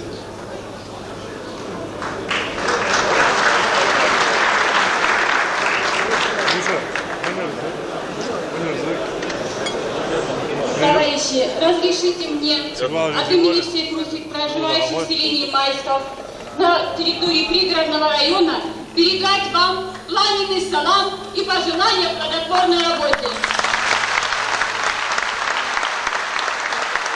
Я благодарю за то, что вы мне дали слово, но не высказаться сегодня я тоже не могла, я бы все равно настояла, я бы вот с того микрофона, с этого, я бы свои слова сказала. Я сама русская, но родилась и выросла в селе, где в своем большинстве проживают ингуши. Это селение Майского пригородного района. Именно поэтому, товарищи, сегодня, что я знаю историю ингушского народа по рассказам старших, я сама. Именно поэтому, что я знакома с историей ингушского народа, что я выросла среди этих людей, я сегодня на этой трибуне. Поэтому сегодня я требую для себя слова. Трудно себе представить, это невозможно себе представить, что люди могут столько вынести, сколько они вынесли в 1944 году. Я не буду повторяться и все эти ужасы описывать. Они вам знакомы, они вам ближе, они вам больнее, чем мне, конечно. Хотя я тоже очень это воспринимаю. Снять народ с его родной обжитой земли и выкинуть на снег зимой, может быть, что-нибудь зловещее. Нет. Но сейчас, во времена гласности, когда люди впервые за столько лет могут говорить открыто, могут узнавать правду, разве это справедливо, что до сих пор нет ингушской автономии? Почему целая нация не существует как нация? Ведь была же она. И сегодня, когда я слышу разговоры, что почему хотят отделиться? Нет, товарищи, это заблуждение. Никто ни от кого не отделяется. Люди хотят восстановить свою историю, свою культуру, свои традиции, свои обычаи, которым я, русская, во многом придерживаюсь, которыми я горжусь и которые я, например, для себя считаю стимулом жизни.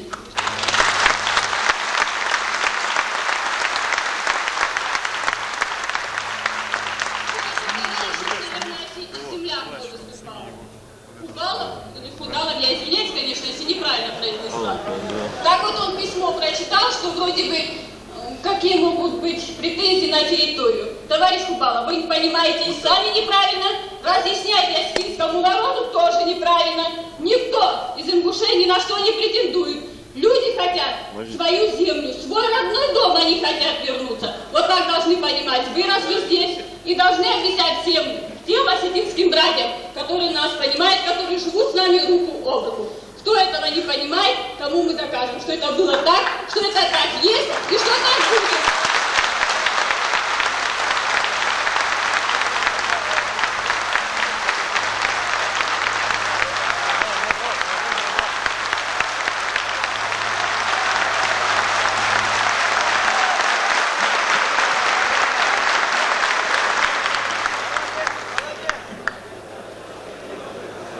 Еще у меня такое вот замечание, второе, попало. У вас, например, есть Южная Осетия и Северная Осетия. Не надо ингушам ни западной, ни восточной, ни южной, ни северной. Пусть одна будет Ингушетия, но своя, автономная, которая будет ингушам считаться родной землей, родным домом. Красная Ингушетия была, есть и будет.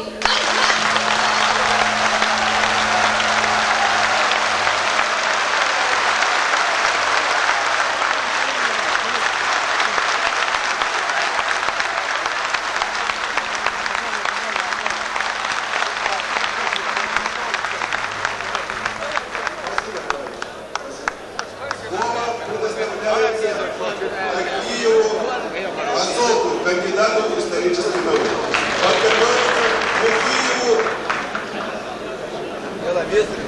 Мауин Хусенович.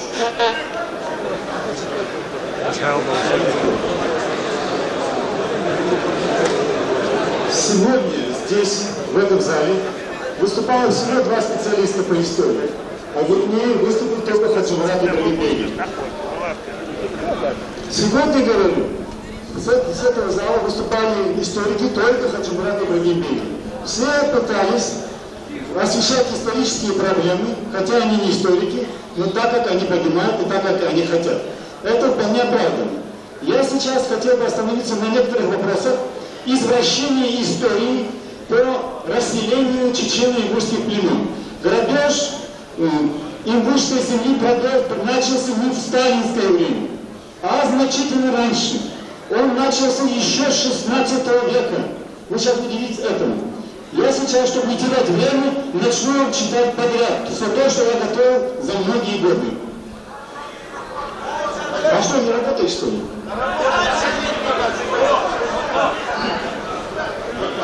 Дорогие товарищи, история ингушского народа до сих пор не изучена. Самым запутанным остается вопрос о расселении войнавских племен с древнейших времен до наших дней.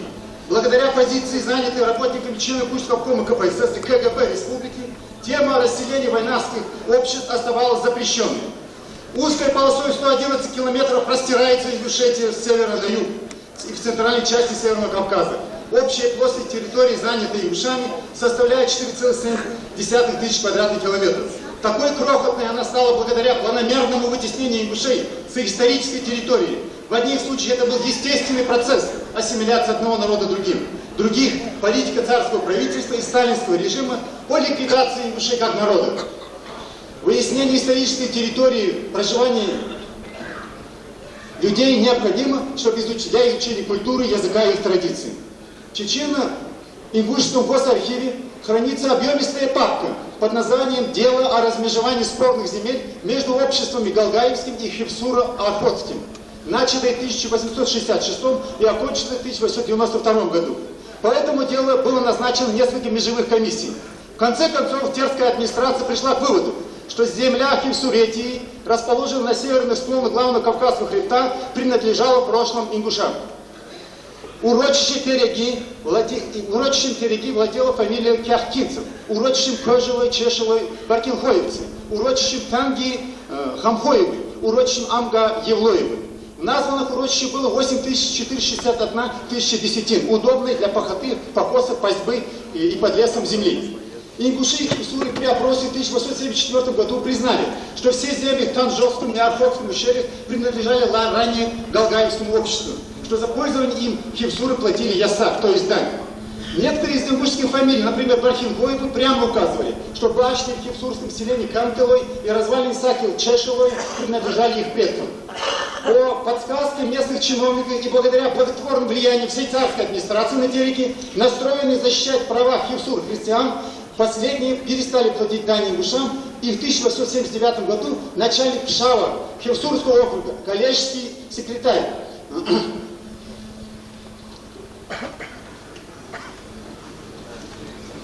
коллежский секретарь Чхаидзе запретил хевсурам говорить правду и сам отказался присутствовать при споре.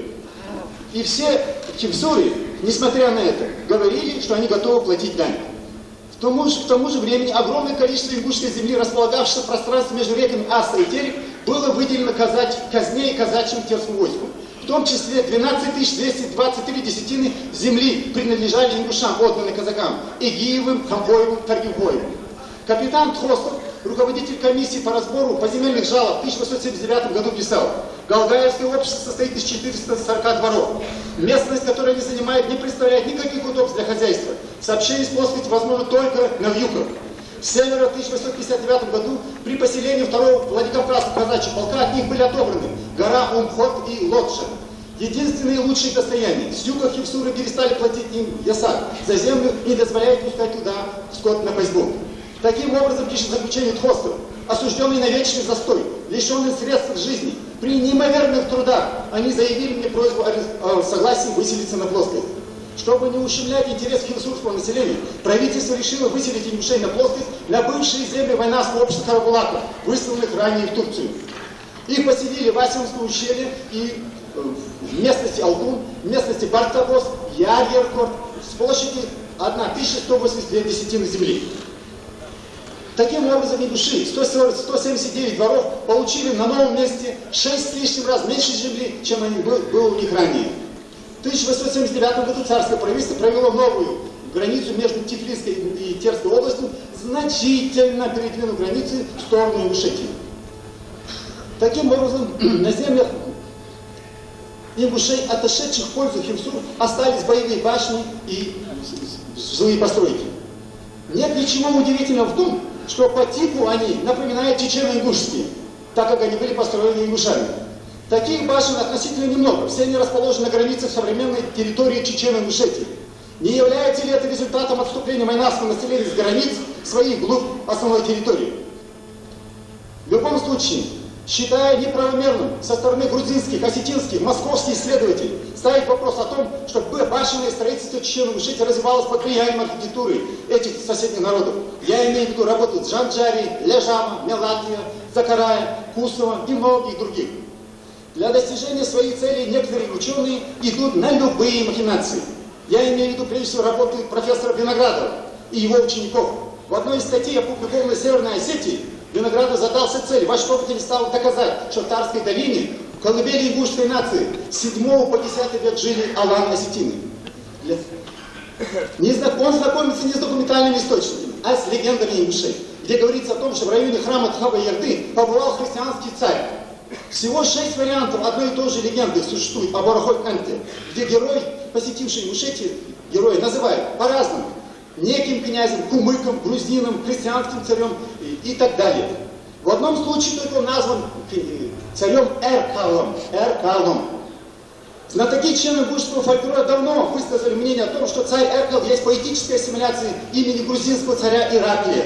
В другой легенде сообщается, что где-то в 1010-1029 годах царь Овсов, то есть осетин, Урдур, предпринял поход в Горную Ингушетию и Грузию, в которой в одной из боев был погиб. Виноградов произвольно принимает овского царя Урдура, грузинского царя Эркала за одно и то же лицо. Это делается не случайно. Урдур – осетинский царь, а Эркал в легендах 1 или 2 раза едет себе домой через Тарскую долину. Ему представляется заманчивая идея сделать осетинского царя Урдура жителем Тарской долины и таким образом подвести читателей к мысли, что там в X веке жили осетины. Но это еще не все. В армянской географии 7 века упоминается аланская земля Ордос. Правда, ученые еще не решили точно, где находилась эта земля Ордос, на Северном Кавказе или за Кавказе. Но Виноградова такие пустяки не волнуют. Он по созвучию имя царя Эркала связывает с названием земли Ордос и делает его выходцем из Владикавказской равнины. И далее, по домыслам указанного ученого, получается, что по имени осетинского царя Эркала были названы почти все святилища Горной Ингушетии: Тхаба-Ярды, Голи-Ярды, Альби-Ярды и многие другие. Такой вывод он делает на основе созвучия слов